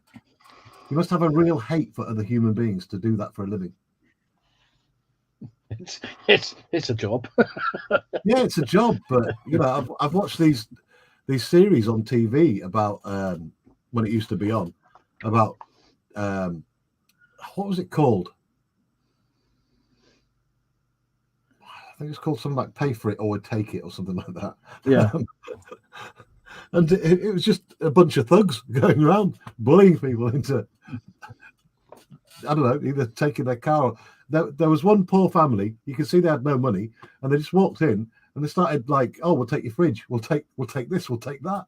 I'm thinking, "Oh my God." There are rules on what they can and cannot take, unfortunately. Basically, they're after high-value units like flat screen and plasma TVs, games consoles, computers, things like this. They've got to leave. Even second-hand, they're not worth anything. Yeah, but they've got to leave each person a chair and a bed, a chair to sit on and a bed to sleep in. God, that's positively Victorian, isn't it? It is indeed. But even if you, but the basically aspect of it is they want you to pay, even if it's just £1.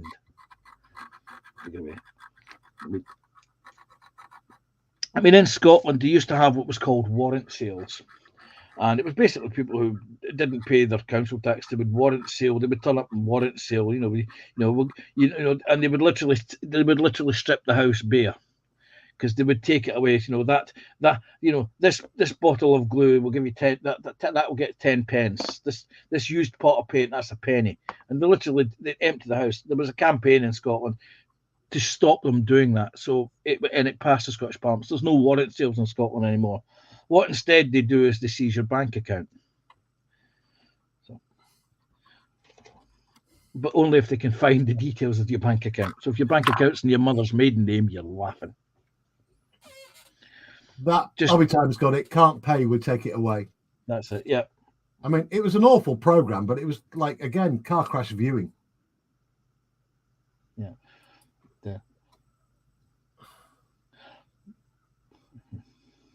Yeah, it basically boils down to the haves and the have-nots. The haves have it, and they don't want you, the have-nots, to have it.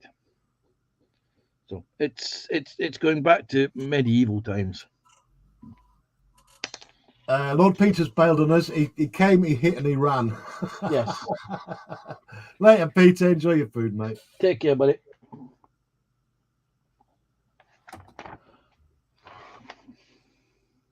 Yeah, draconian laws, totally agree. Jeff Light says he read earlier that the Chancellor is going to reduce national insurance and to introduce a vape tax. How can you reduce national insurance? Of any of the taxes, that's the one that we need. Am I wrong? Yes.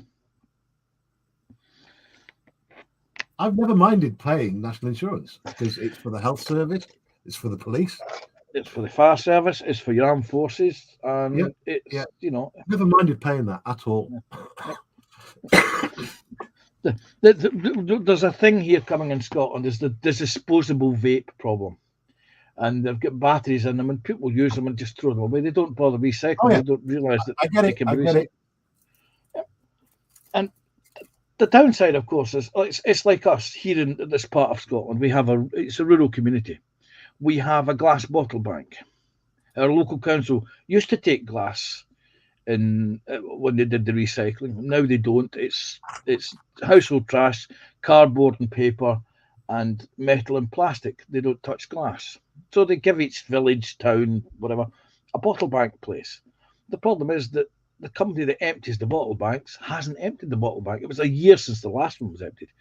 And they turned up to empty it. They couldn't get to it to lift it up to empty it because people had just dumped wine bottles, beer bottles, glass jars all around the Literally, it was in the car park. You couldn't enter the car park for the amount of glass bottles that were just sitting there waiting to be collected. So they left it for another year and came back. And I won't name the company in question, Biffa. And the local council sued the blighters because they hadn't emptied the glass bottle banks in none of these places because they failed to turn up to empty it at a scheduled time when they were supposed to, as per their contract. So needless to say, they lost the contract. Yeah. And people were just thinking, well, I'm damned if I'm going to the bottle bank. I mean, the bottle bank for me is literally 100 yards across the street, but you couldn't get to it because, you couldn't. You would go there, and it was just a massive clear and green glass. People had taken bottles and dropped them, waiting for them to come and collect them. Dale's got a very good point there. And national insurance as well counts towards your pension, and again, that's a really important one. And thinking about it, I actually don't mind paying tax. I don't. I think if you're on minimum wage or below minimum wage, then there's a problem. Well, I do have a problem paying tax, especially to the Scottish taxman. That extra 1% the buggers get out of me in November, December, January, and again this month. But if we look at the country that we live in overall, it's not, it's not a shithole. We don't live in a third world country, although you would think it sometimes when you walk past certain areas. But overall, it's a great country to live in. Yeah. And that's all down to A, the people that live here, B, the way even though we complain about it as much as we do, the way we've been governed over the last few hundred years. It's made this country what it is. And I don't think anyone's starving. I think, if you need food, you can get food. Okay, some people are reduced to food banks now, which is fucking terrible. No one should be reduced to that. But it's fixable if we make enough fuss. But as you go through life, your earnings increase as you go through life, normally, for the majority of people that live in the country. And it's a contentious subject, but I've always believed that nothing stops a person from getting what they want out of life if they truly want it enough. Mm-hmm. Because the only thing that stops someone from getting what they want out of life is usually themselves thinking they can't do it, or there's obstacles, or your peers saying, oh, what, you can't do that, you'll never do that, you'll never be a success at anything. And I'm not a subscriber to that belief. I tend to not surround myself with negative people who say those things. Oh, you can't do this, you can't do that. I like to surround myself by people who are positive and encouraging, and that way you've got a fighting chance of getting out of any hole that you're in. It's a can-do. When you grow up listening to people saying, "Oh, you'll never amount to this. Oh, you'll never amount to that. You'll never be able to do this. You'll never be able to do that," I have got a sheer bloody mindedness to succeed. And as I say to people, I may not be a sprinter, but I'm a marathon runner. You may get away from me at the beginning of the race, but I'm the endurance person. I will outlast you. Negativity. There seems to be more of it around now. Yeah. Also, the fact that I have a distinctive vindictive side. My ex, for example, she delayed me getting my possessions when we split up.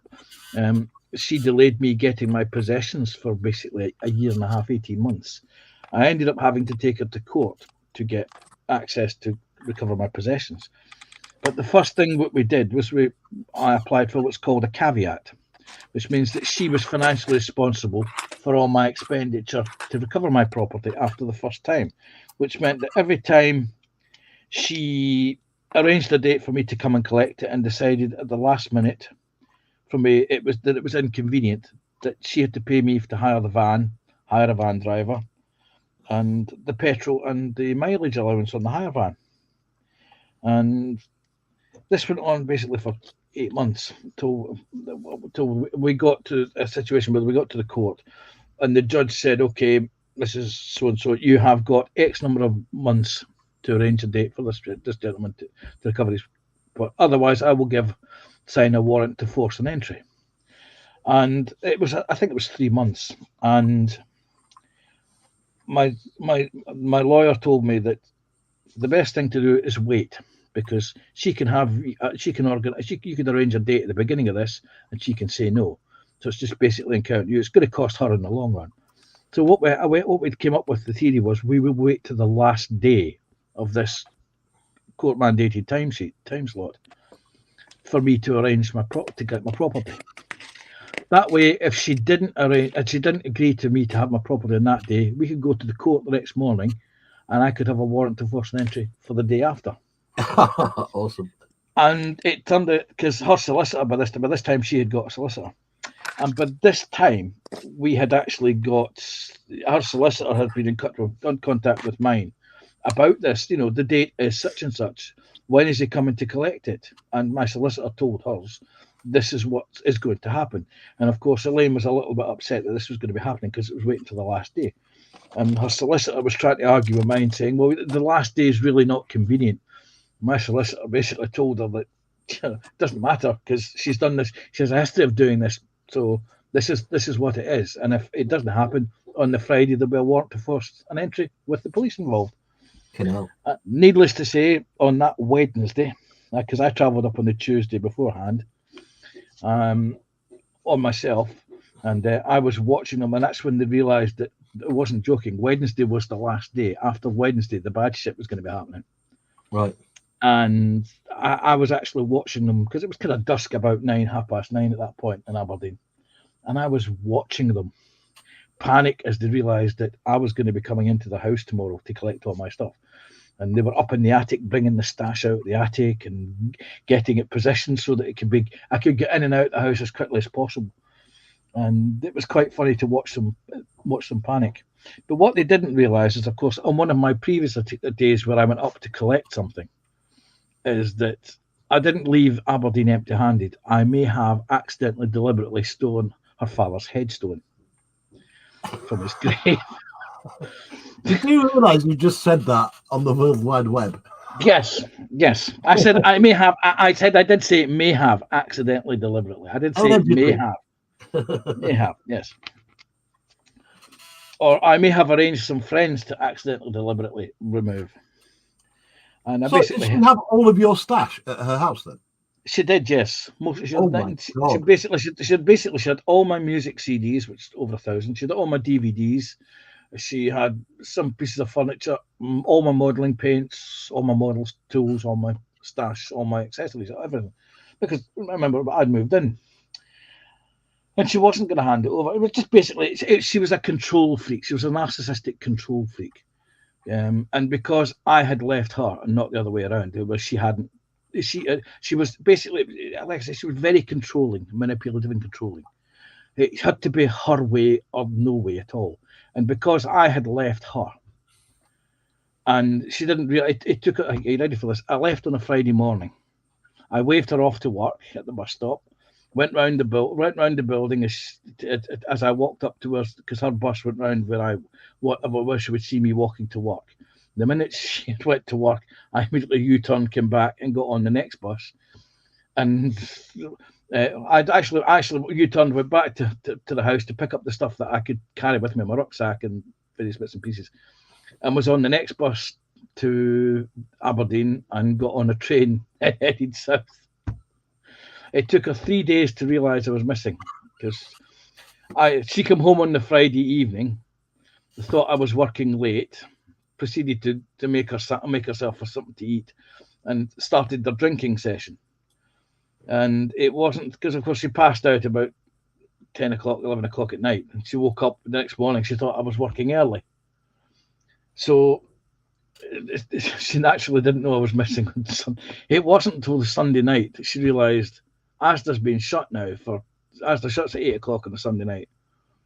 Why is he not home? He can't be working overtime. That's when she realised that I had left.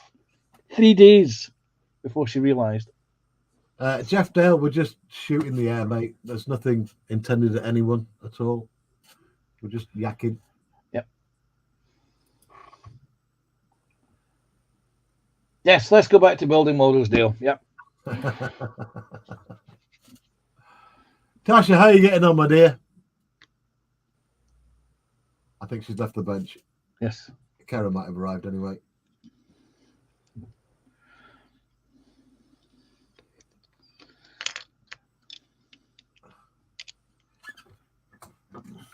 But yes, but going on with the headstone story, there is a funny ending to that, and I'll tell you that at a later date.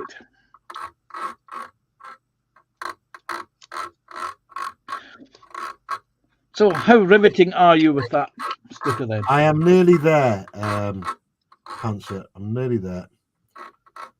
There's a little bit more scraping to do off the tops of these, and then I'm going to leave it alone, because if I do any more, you can go too far and just ruin the effect, as you know. Yes.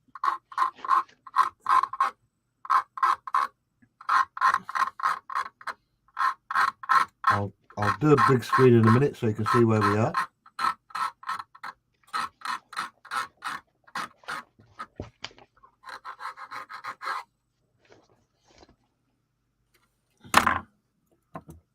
Get a little line of this grey along there where I fuffed it. 23 thingamabob. Is that Tasha back, is it? I don't know. Is that you there, Tasha? No, it was me in the rustling of the bag.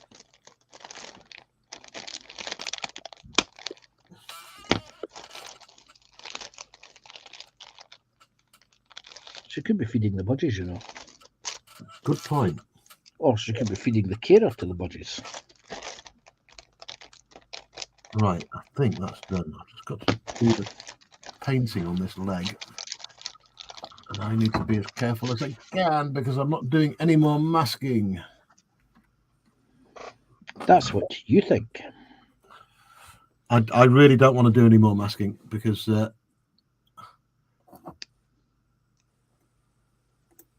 after the first one, I managed to peel off some of the paint with the mask.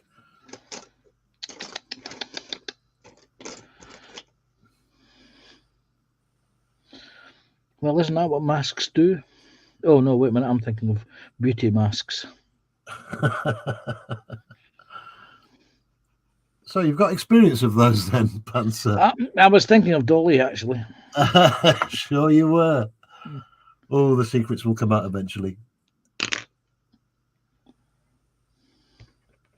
Right, come on.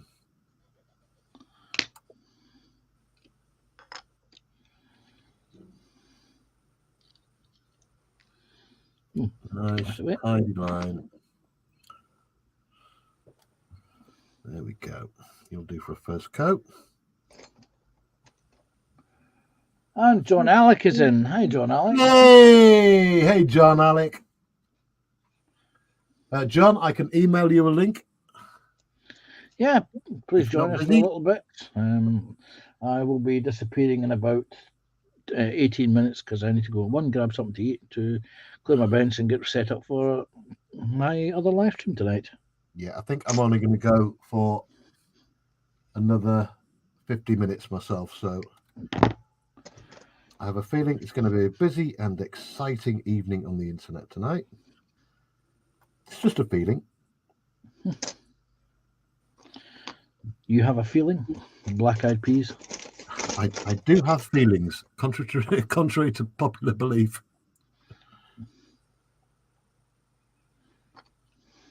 My wife, of course, would say differently. Your wife knows you better than the rest of us. What one? The first, second, or the third?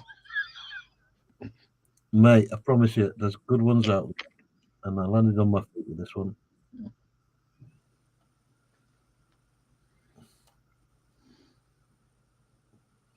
So long as I do as I'm told, it's a perfect marriage. This is the order of things, yes.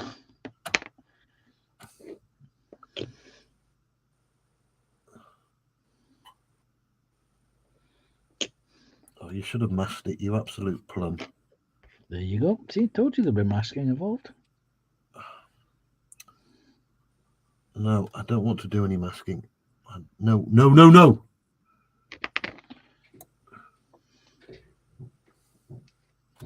Hello, my next door neighbours are doing again. Sorry, mate, say again. I said my next door neighbours are doing some DIY. I can hear them bloody banging. At least I hope it's my next door neighbours doing DIY. I've just realised something as well. I've left my phone in the house. That's always a good thing. No, it's not. I'm on call.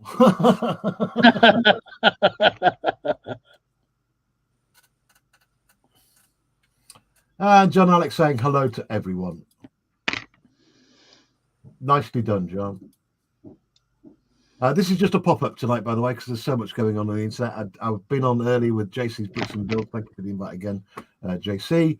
I thought I'd do a pop-up afterwards, just to take us up to the rest of the streams tonight. And there's some quite big ones on. So let me just... Whose channel is your stream coming from, Panzer? It's actually Philip Prime stream. Let me see if I can find the. Go on, I'll make an excuse. I'll make an exclusion. What am I saying? I'll make an allowance for you to put the link into chat, mate. Let me just find it first of all. I've got to. Come here, you.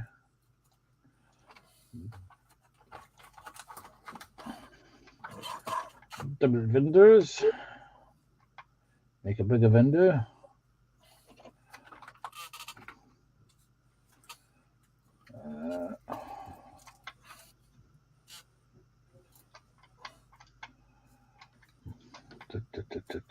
Big screen. I hope Tash is okay. She's been gone a while. Mm-hmm.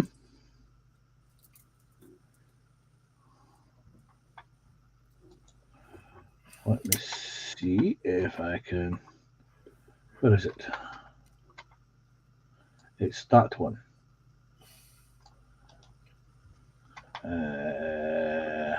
Copy. Close that down. Bring you up to full screen. Paste. I believe that is it. There you go. Okay, that's coming up at what time? At 8 p.m. in the UK. Oh. Just realised I don't have a spanner anymore. You do. Oh, yeah. Sorry, I'm watching on the YouTube stream, not the actual phone stream. Hey, Joshy B, welcome back, mate. Yes. If you want to join us for the next 40 minutes or so, you can do. I can sling you a link, mate. I'm back. Sorry. See, this is. Oh, you had us worried there, Thatcher. Hey? You had us worried. We didn't know where you'd gone. I'll put the birds to bed. I keep the All right, routine. okay. See, didn't I tell you there was something about the birdies? Them birdies mean everything to me, so they don't like it if they go out of routine. Okay, why have I now got did in my head? Right, I've never tried brush painting over Tamiya tape. Is it going to bleed? My advice is, in any masking, is if you've got your masking tape there and that's the surface, you brush paint that away from the tape. Away from the tape. All right. Yeah, Every time I've done it before, it's bled underneath. It's been an absolute nightmare.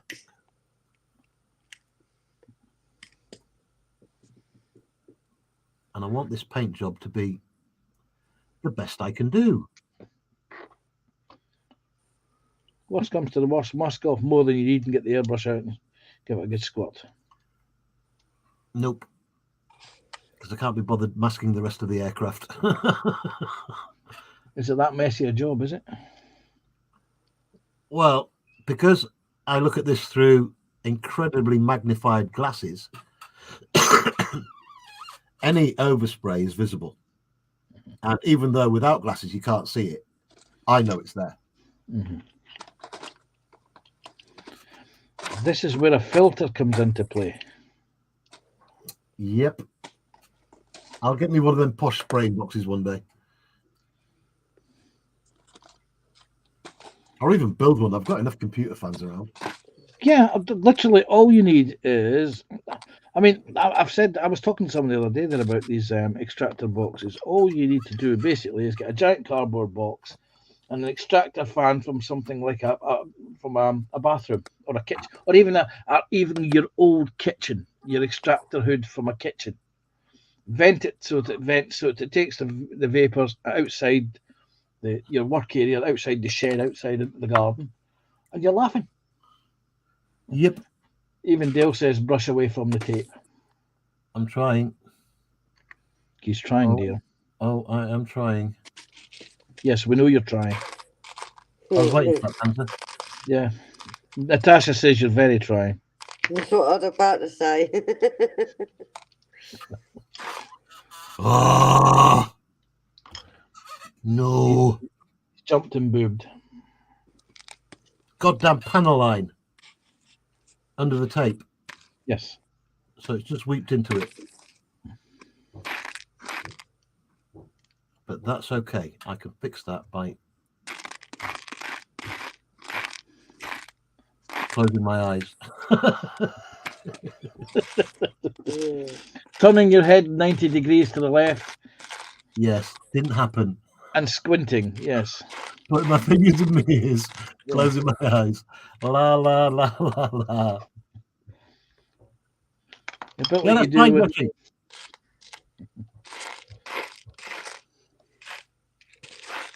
Right, let's see if this has worked, shall we?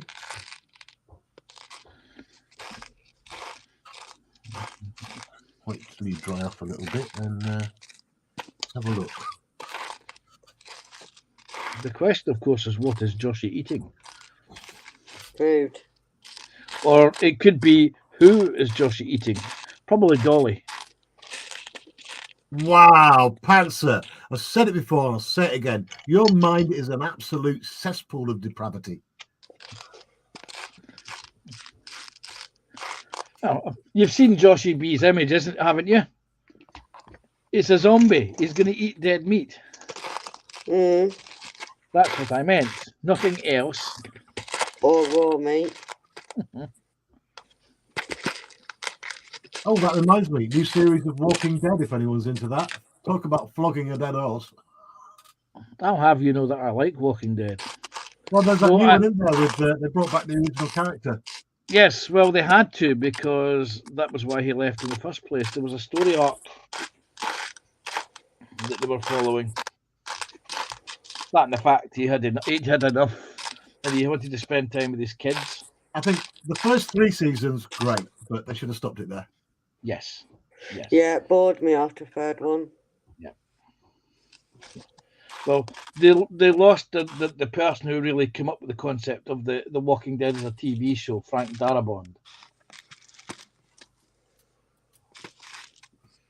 Pineapple, Panzer, pineapple. Yeah, fun enough, Joshie. I had pineapple last night on my gammon steak.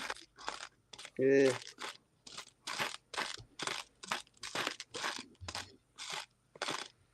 So you're not an Eggman on your gammon steak then? I am not. I was surprised by this, that some people like pineapple. Some people despise pineapple on pizzas, on ham pizzas. Yeah, I do. This was a whole new novel concept to me. So when you have a ham pizza, do you put a fried egg on it as well? Yeah. Lordy.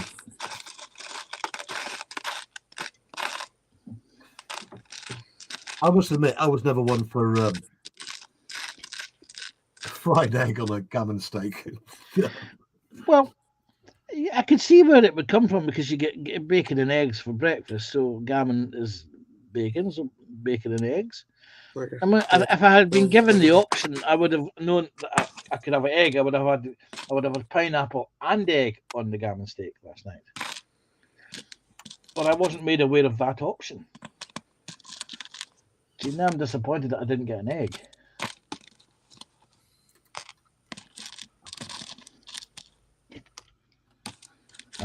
I hope that was reflected in the tip option we left the staff.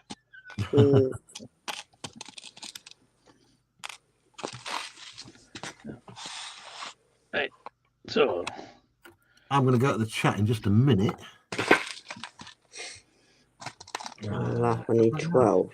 Joshie B says, the guys who I work with doing the scare maze, they worked on a few of the Walking Deads. Wow. Dale McCormack says he got to season 2. With that, I was done. Kind of agree, Dale. I think even season 3 might have been a stretch. Season 3 was quite good because where season 2 finished off, because season 1 was them, season 2 was them discovering the farm. What's his name? I'm trying to remember the name of the actor now. The character's oh, good God. Oh, that's going to throw me now. Anyway, The old guy with the farm? Yes, the old guy with the farm. I'm trying to remember. It's played by David Wilson, I think his name was.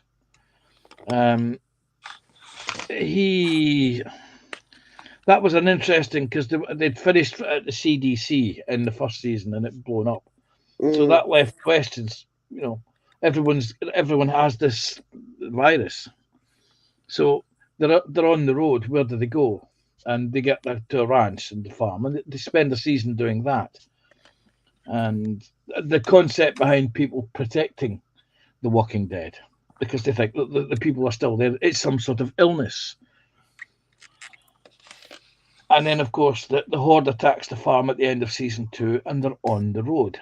Then they get to the prison, where we meet the first of the really bad guys, the governor. Yeah. And that was, but it seems to be after that, when they defeat the governor, it's one bad group after another bad group after another bad group. But it's the TV series is actually following the comic book. It's following it out of sequence, mind you, but it was really. I really enjoyed it, though. I will admit that once season 8 came along, season 9, that was it. It got a bit. And as for Fear the Walking Dead, that just should never have been made. John Alex dived in with both boots. If I have a ham pizza, I put pineapple on it. Good man. Joshua B says, see, the one thing zombie series don't quite grasp is that eventually zombies are going to eventually deteriorate and fall apart. Yet they just seem to go on forever with them. Very true, you know. Yeah.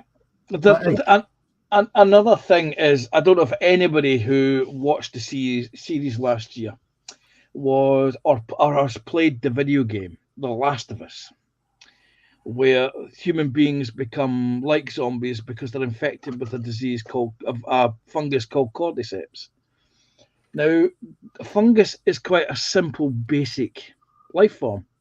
Oh yeah, it can't technically control something like human beings, and the way that they've got there is that wasp that gets the fungus, and it's controlled by the fungus until it spores.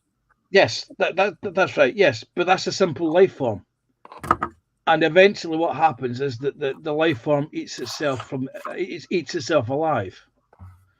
It couldn't possibly happen with human beings, because our bodies are very specific to burn certain calories, certain sugars and complex compounds, complex carbohydrates. We need at the very minimum 500 calories per day. So if you have a fungus trying to control a human being, how does that the fungus itself is a very simple mechanism. How does that fungus try to control a human being to eat 500 calories a day when there's no longer anybody to prepare or grow the food in question? Simple motor functions like opening doors or unscrewing a can with using a can opener can't be done. If your only function, if the fungus's only function is to make that human eat other humans, that's a simple function, isn't it? Yep. Hunger. So for me, that would be possible. But eventually, the amount of human contact that this dead person will have, this zombie will have, as you see, because people protect the zone, will eventually die off.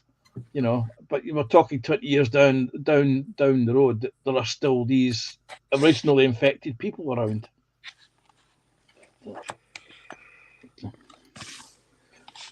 But I'm nitpicking at the game. This is just me nitpicking. The game was brilliant. The TV There's this series very was famous brilliant. thing in movies and games called plot armor.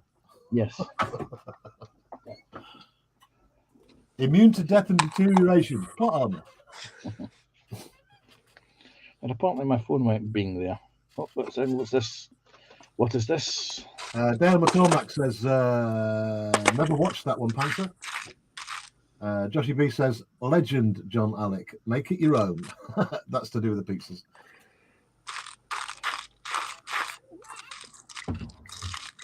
Apparently, according to this, I have won a Shen mystery box. I've been getting these non-stop the last 24 hours. Shen mystery boxes.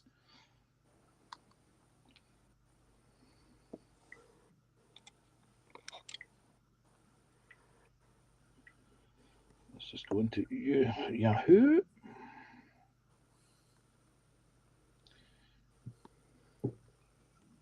I have absolutely no idea what you're rattling on about.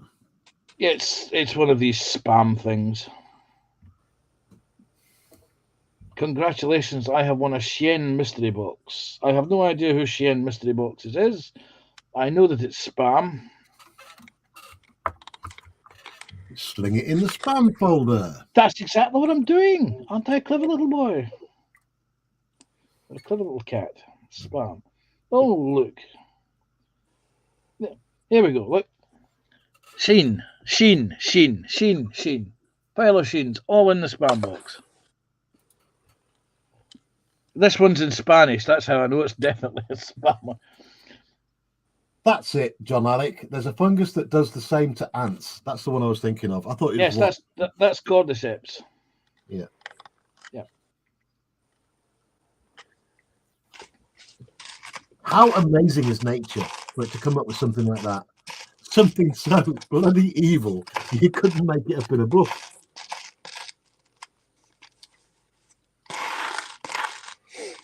Well, all you've got to do is look at the wildlife in Australia. Oh, yeah. You know, everything on that continent is trying to kill you or eat you. And what isn't killing you or eating with you is trying to mate with you.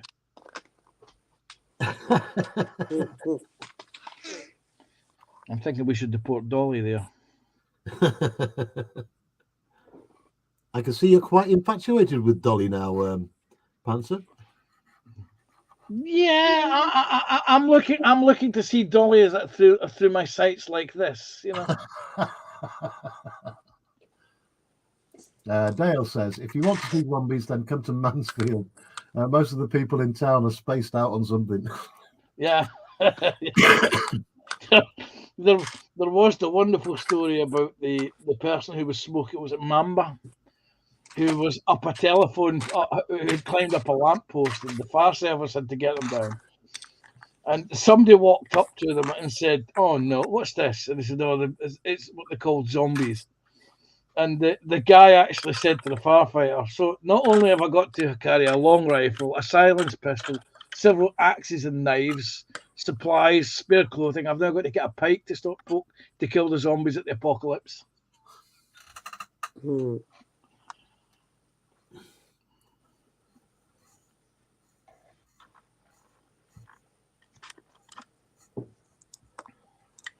Okay. John Alex says, Thank you for the tip, fellas. It's come out beautiful.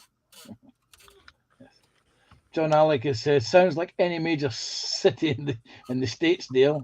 Well, there's a guy who live streams the streets of Philadelphia. Apparently there's a street in Philadelphia where they're all zoned out on that pharmaceutical drug. Oh, how's it called? Oxycontin.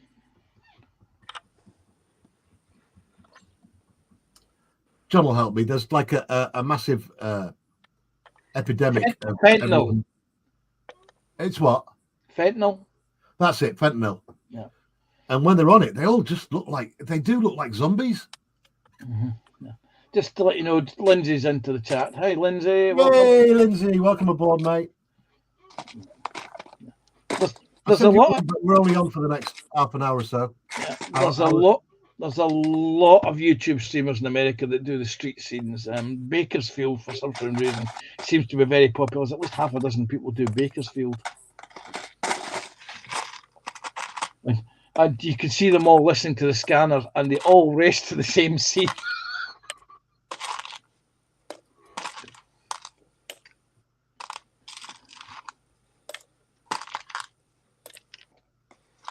That's not too shabby. It's come out shiny, but it's not too shabby. Matte clear coat will get rid of that. How much paint have I got on my wheels? Oh, wait a minute! You've got some blue paint on your wheel there. I saw. I did. No, I didn't.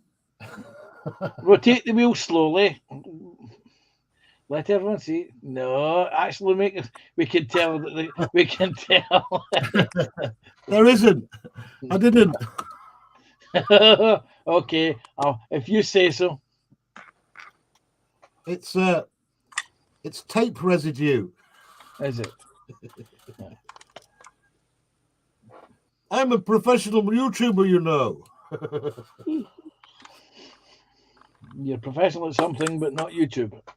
Oh God, I hate doing this in front of proper modelers. Listen, Terry. Everyone's a proper modeler, regardless of what standard they build to, or what they actually product. We're all crafters. We're all making. We all do something to engage our inner artist. Actually, I can go till 7:30, can't I? You're not on till 8. Yes, but I will be departing because I need to go and grab something to eat, make a fresh cup of coffee, clear my desk down. You can continue to go on if you want, but I will be departing at 7. Nah, I think I'll call it at 7. Give me an hour to prepare for tonight's excitement.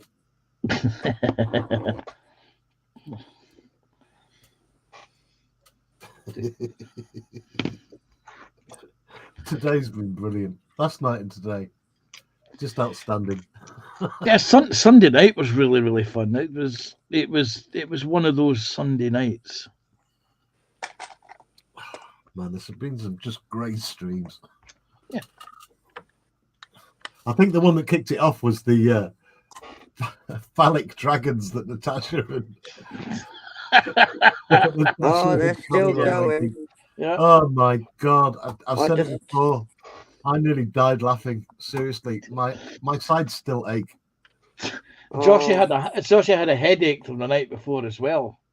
He was still he had laughed that much. He had a headache. Couldn't help that. I'm having a laugh over it. Joshie says he's trying to put a message in chat, but every time I do, it disappears. Right, hang on, mate. Let me try and sort this out. Ah, I know why.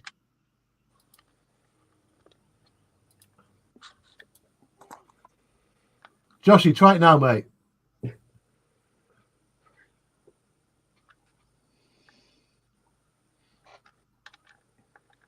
Just try again, mate. No, he's typing. I can see him in chat typing. He took 6 ibuprofen over the day, and he's saying it's not a link or anything. Right, Panzer, there's a slime mold called Yes.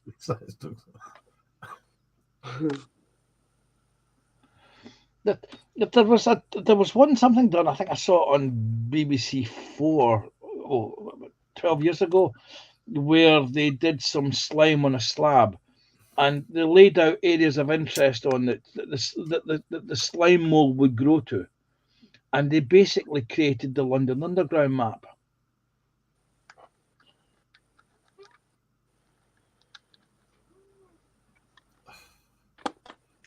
No worries, mate. Joshie, it was because I had a cull of blue spanners a while back. I didn't realise it hit yours, actually.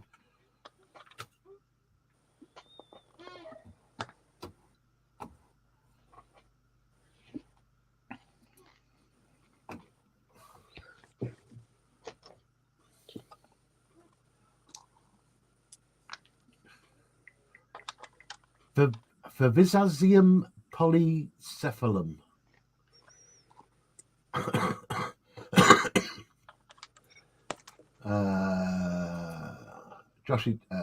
John Alex says Visarum polycephalum.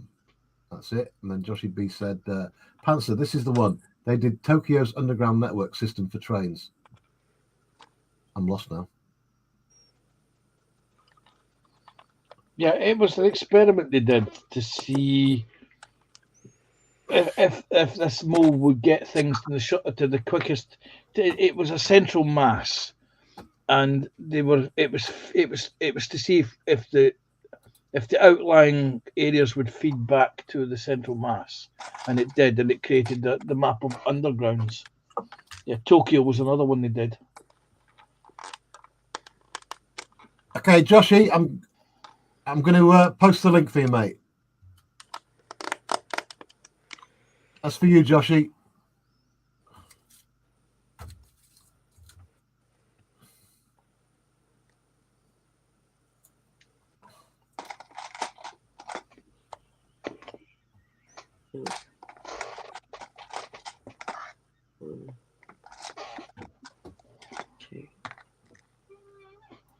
Joshy B is jumping on it. I don't know what he's jumping on. I have a feeling Dolly's going to have a big smile on her face, though. Hurrah! Dee Dee's going to join us.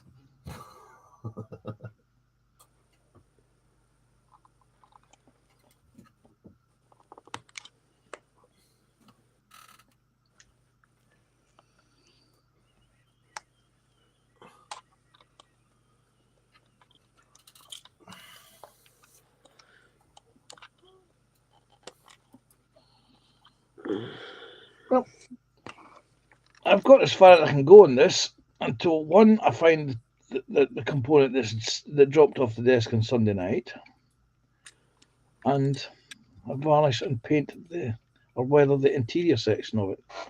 But it is complete, more or less. We have been dinged. You have been dinged. It is. It's a nice little kit. I mean, when they first released it, it was 50 quid. Then they added this. Are you ready for this? They added this excavator arm, and then they charged an extra 40 quid for it. Fucking hell. Amazing. Yeah. Well, hey, Joshy, how you doing, mate? Hello, I've got the camera the wrong way around. 2 seconds. 1, 2, 3.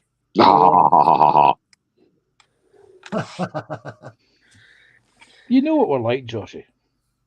I know. Just takes a while for my phone to do anything because it's. Have you given us the colour of blood for any particular reason, Joshy? No. You can just stare at the finger for a little bit. Yeah, we're staring at the work. light bulb now. Yes, we're staring at the light. It's all right. It'll change in a second. There's the finger. You missed it earlier on. Peter Webster came in and super chat bombed. Oh, nice. 3 in a row, mate. 3 super chats in a row. Fair play. I said it before, he's the gift that keeps on giving. Mate, the guy's amazing. Yep.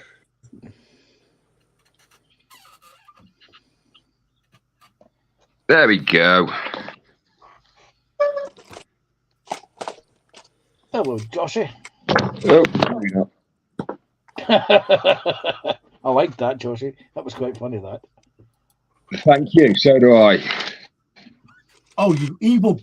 Oh, Joshy. Yeah? I'm saying nothing. I'm saying absolutely nothing. Don't buzz off on I just end up throwing myself under the bus. Don't buzz off on the tiz there, Terry. Ladies and gentlemen, Joshy B is in glorious 1080p doing diamond dots with me. With me. Well, Right, if you're doing diamond dots, I think if there's space on Pence's stream, I'll do diamond dots and will absolutely cause chaos. I can do some diamond dots if Panzer will allow that. yeah, it doesn't matter. It's bring what you build. Like I say, we have 6 spaces, 2 of which are already occupied, and depending on how many presenters we have, we may have you coming in, and we may change you over for somebody else, and we can keep rotating people. Well, we'll hang back so your regulars can get in touch, and that's only the right thing to do. But Well, technically, the regulars seem to be me and Phil. I mean, there may be Dan, there may be Adam. you might get a visit from Dolly and Dee Dee. Yes. Because Carol said he was going to drop in, and Dave said he might drop in. So we will see who drops in. It's going to be fun. Is there a way of you using my StreamYard? Because I've got 10 spots on mine. I don't know, because it's Phil's stream, and I think he's like me. He's from Norfolk. He's like me. He uses the cheapest system possible. All right. Okay. Yeah. I don't know how much it costs to have 10 spaces a year, but I think it's more than what. If you've only ever got two panel guests on, it would be a waste of money. It's a pretty penny. Yes, exactly. Their standard rate is $40 a month, right? Yeah. But if you take out a month's subscription and then cancel it just before the next one's due, they come back to you and ask you why you've left. And if you say it's too expensive, I'm moving to EV Mux or whatever it's called, they will come back at you and match the price. Mm-hmm. So the EV Mux or whatever they call it is $17 a month for 12 spaces and unlimited 1080p streaming. So I've got a year's worth of StreamYard. We'll talk about in the green room. I'm not allowed to say how much I've got it for. Yes. It's a pineapple. Yes. No, I just remembered that was one of the stipulations of the email. But yes, put it this way, they'll cut you a deal. Yes, I'm sure they will. Yes, I'm pretty sure they would. But it only really works if you're doing, a stream on a daily basis, and it pays for itself, or you're doing more than one stream. I mean, Phil is great. He only does it once a week, because he started doing it in lockdown as a bit of fun, and that's exactly how he views it. It is a bit of fun, and for me, that's exactly what it was. It was a bit of fun because I joined him one night when he was struggling because his regular streaming partner was off doing something for the company that he works for, feeding all these pensions at Christmas, and he was struggling. And I said, send me the link and I'll try and join you and help out. And that was me popping my streaming cherry, and it was good fun. It was so good fun. I broke him on the first night, and he invited me back the following week. God knows why, but he did, and we've went from strength to strength, or from disaster to disaster. Avoidance to avoidance, yeah. Yes.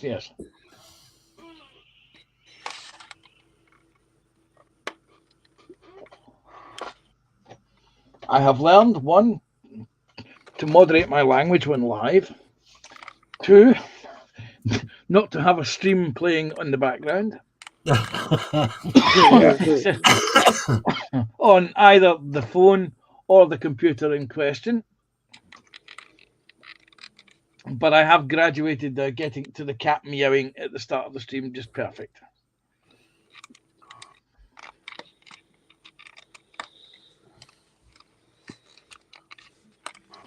Yeah, that was funny a few weeks ago where you had to resort to your phone and then you couldn't find which one you were using, and at the very end of it you were going through loads of it whilst Phil was ringing the RSPCA. I thought that was hilarious. That was the original app that I had. Was constantly flicking to an advert, and I didn't want the bloody advert because it does that occasionally because it's a free software. And then of course the infamous beginning was the running order, where we wrote out the running order because they used to bumble around, and it was the running order was rounding up of the cast, i.e. Phil, myself, and Dave Barker. Then when we started to stream, it was the public service announcement, followed by greetings to everyone in chat. And then Scott arrives, which was part 3A, which was cleaning of brushes, because Scott or Junkworks doesn't like people licking brushes. Then we asked the belly and the bench question. We have tip of the week, the gallery, and it's either one of section 7 is subdivided into 3 groups. 7A is the quiz, 7B is bring what you build week, and 7C is the window update, and it's the panic mode because it panics. And item 8 is on quiz night only, unanimously hand Dean his butt. Well, he doesn't get any points.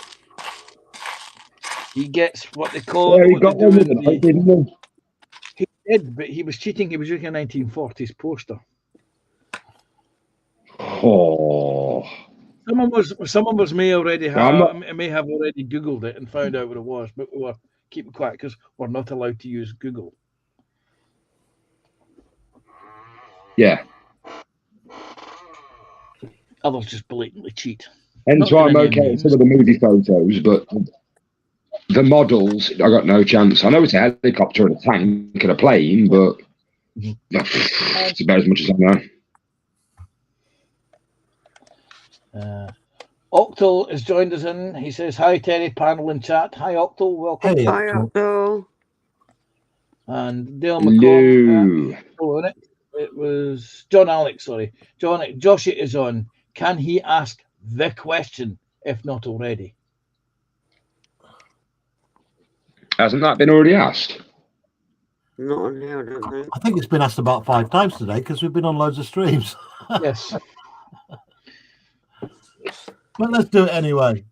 Go on. Yeah, You've you've got 9 minutes to ask it and type it in the chat.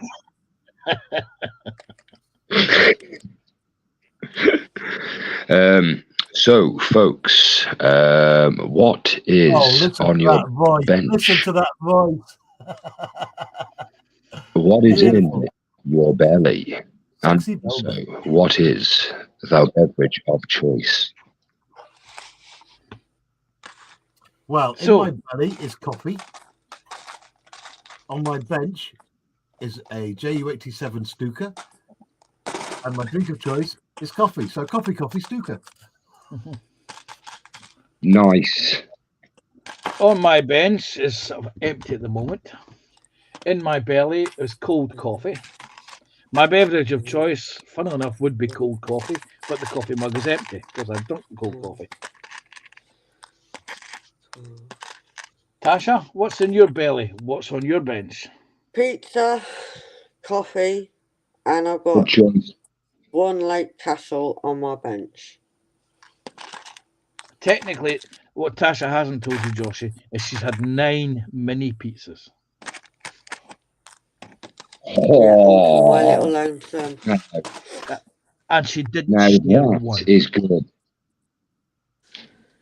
When it comes to pizza, I can understand. See, Smith Beads has went exact same way I was going. He said, Natasha, pizza, and you didn't share it? No, hell no. Not with anyone. Smith Beads, she had 9 mini pizzas. 9. One less than 10. And she didn't share any of them. Nope. That's how I genuinely gauge my portions of food anyway. If I go to like, I don't know, Asda or something, and I see the meals, like you get the cottage pie, so like a meal for 2. If you find the one that says meal for 10, that's perfect, because all you have to do is cross the 0 off and you've got yourself a meal for 1. Exactly. Yes. That's how I do it. That's exactly how I do. It's like I do bulk cooking now and again. And the last time I bulk cooked sausage casserole with square sliced sausage. Nice. I had that many packets of square sliced sausage. So much so that I was eating square sliced sausage for 7 days straight, casserole. And by the end of it, I didn't want to eat another square sliced sausage because each portion had 4 sausages in it. Which tells you how many square sliced sausages I had. Nice. Well, I had, once I jumped out the green room, I started doing what I needed to do, and then started cooking food. It wasn't long, on noodles. I jumped in, said hello to Octal, and then ate food, and then I'm on here. But bench is the B diamond dart, and the belly I had some chicken noodles and some pita breads. It sounds nice, but it was just something I could take 5 minutes to cook.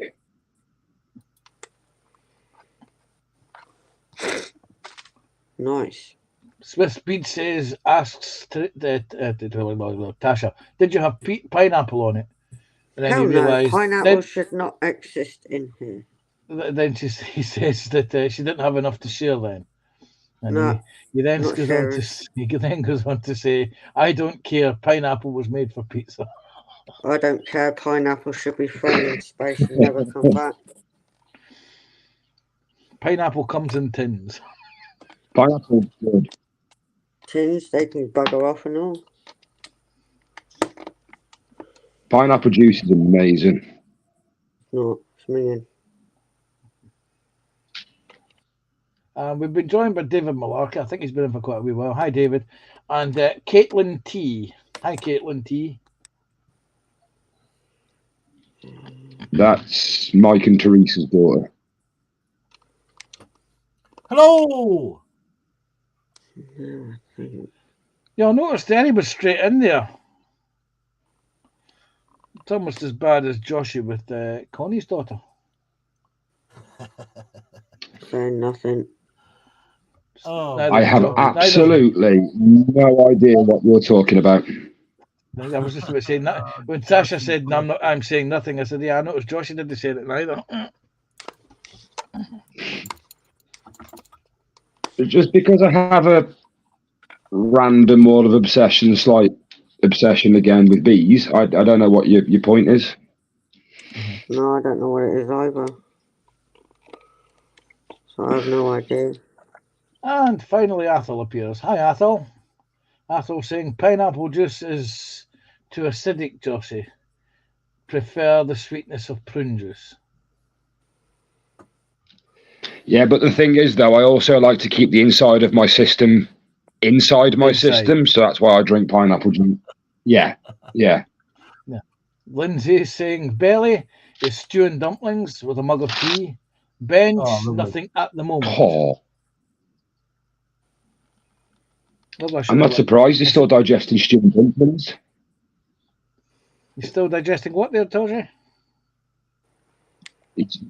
He's still digesting stew and dumplings. All right, yes.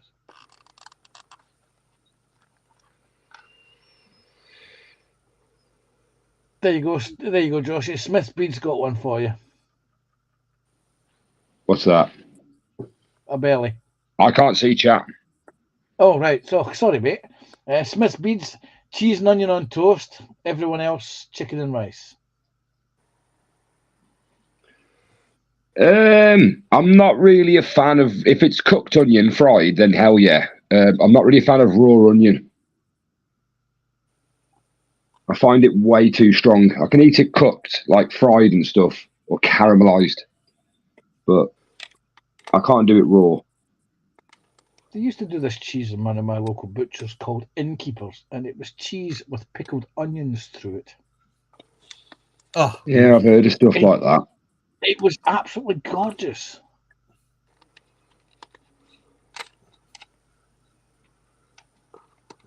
Yeah, this will throw everybody off for a pizza. How's about having tuna on a pizza?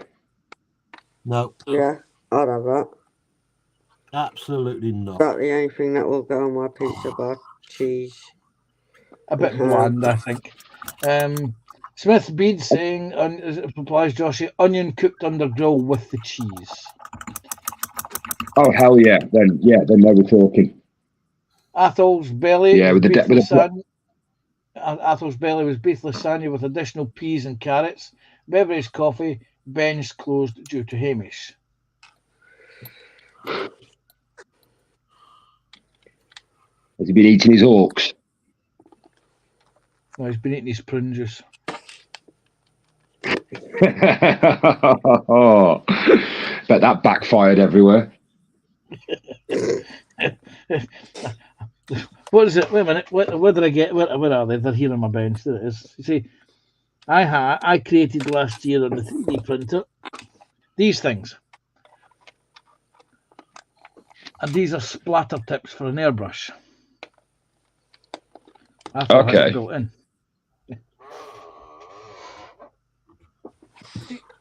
The trick was, right? You put them in, you hold them in front of the airbrush, or you tape them to the airbrush, and you spray. And what happens is you spray up against it, and the paint splatters either side of the tip. Yeah. That was the theory, anyway. Yeah.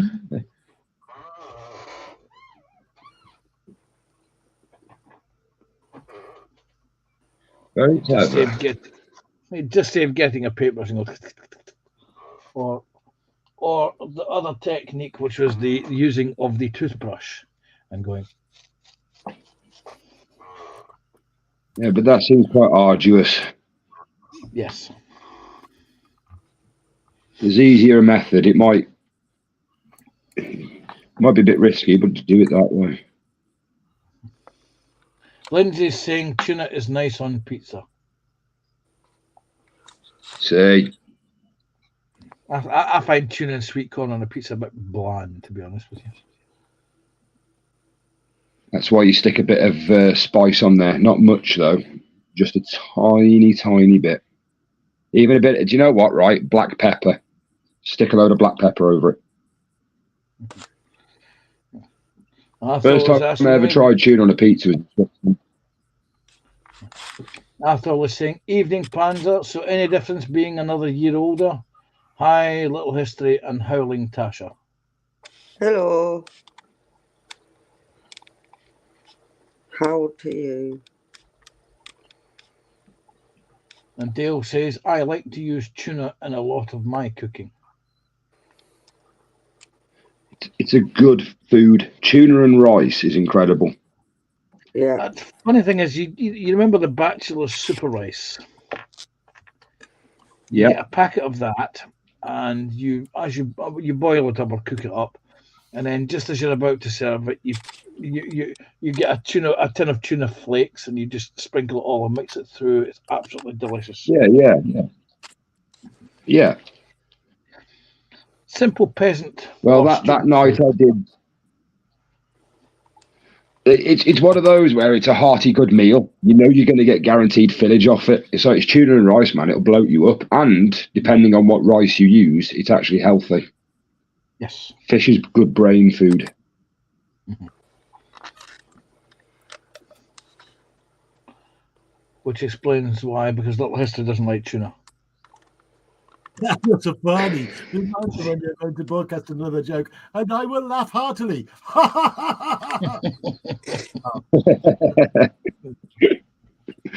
He did say the other day that he likes it when he comes onto his streams and we poke fun out of one another and of him. So we poke fun out of you. It's all part of being on the stream. I have a very thick skin, and I'm happy with it. Mm-hmm. Except when Diamond Art gets involved. And look, YouTube, I really don't care about monetization anymore. Watch me.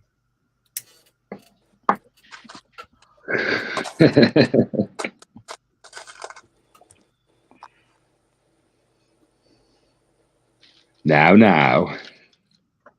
Just so long as my 3-year plan comes to fruition and I can give up work. That's the plan. That and six numbers on the lottery when they go amiss. No, I reckon we're going to do it. I reckon our community's going to. I mean, there's enough of us. At least one of us is going to get big, and that whoever gets big can buy the island, and we'll all move there. Yeah, it's like the box. It's like the box on the lottery. Would you like publicity? You'd bet your arse I would. Why would you like publicity? So I can rub it in everyone else's nose. Mate, I've won and you haven't. I just hope it's not Dolly and Dee Dee that do it for us.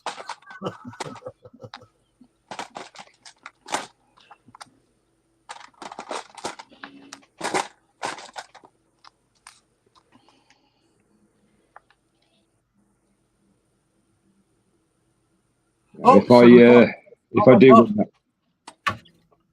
Now go on, Joshy. No, I was going to say, if I do win that big figure, I'll bring everybody with us. I land in the sun. Island in the sun, all paid for. Everybody's tickets paid for. Just come and live with me. Right, I'm going to clean my brushes, then say the goodbyes. Again, I would ask Panther to put the link in for his stream tonight, because that's tonight's watching sorted out. Yeah, please. I'll have the link. There we go. I'll save my B for the next part tonight.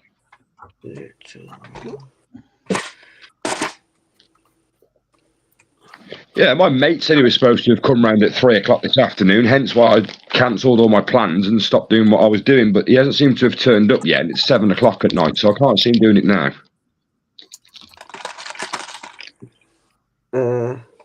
Tardiness is the sign of a slack brain. That's definitely me, then. My brain's a bit slack. Right. I'm happy with what I've done so far today. It's been a great day. Thank you, everyone, for joining us on the stream. Thank you to JC for letting me on his earlier. Tonight, we've got Panther's stream coming up. Let me just stop you there. It's Phil's stream. I'm merely a guest. Please, everyone says it's Panther's stream. It's not. It's Phil's stream. Phil is the host. It's his stream, please. Nobody listens to me anyway, so... Okay, Phil's stream coming up tonight. Phil's stream over at Primetime Modelling. Bring what you build. It's going to be a good show. It will be the first one I've watched anyway, so I'm looking forward to it. Thanks, everyone, for joining us. Let me give you a reminder of what's coming up on the 2nd of March. Let me find the thing, and we will finish on that. Video file. Not time I made the music, very good. Show. Bum. Bye, folks. So that one starts in an hour, does it, Panda Cat? It does indeed, yes.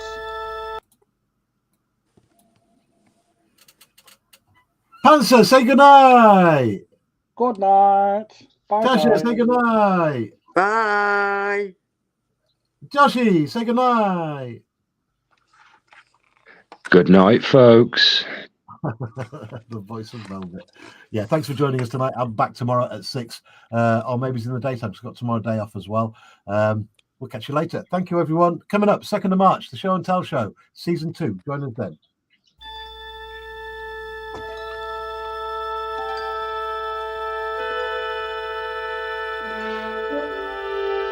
Makers, the final frontier.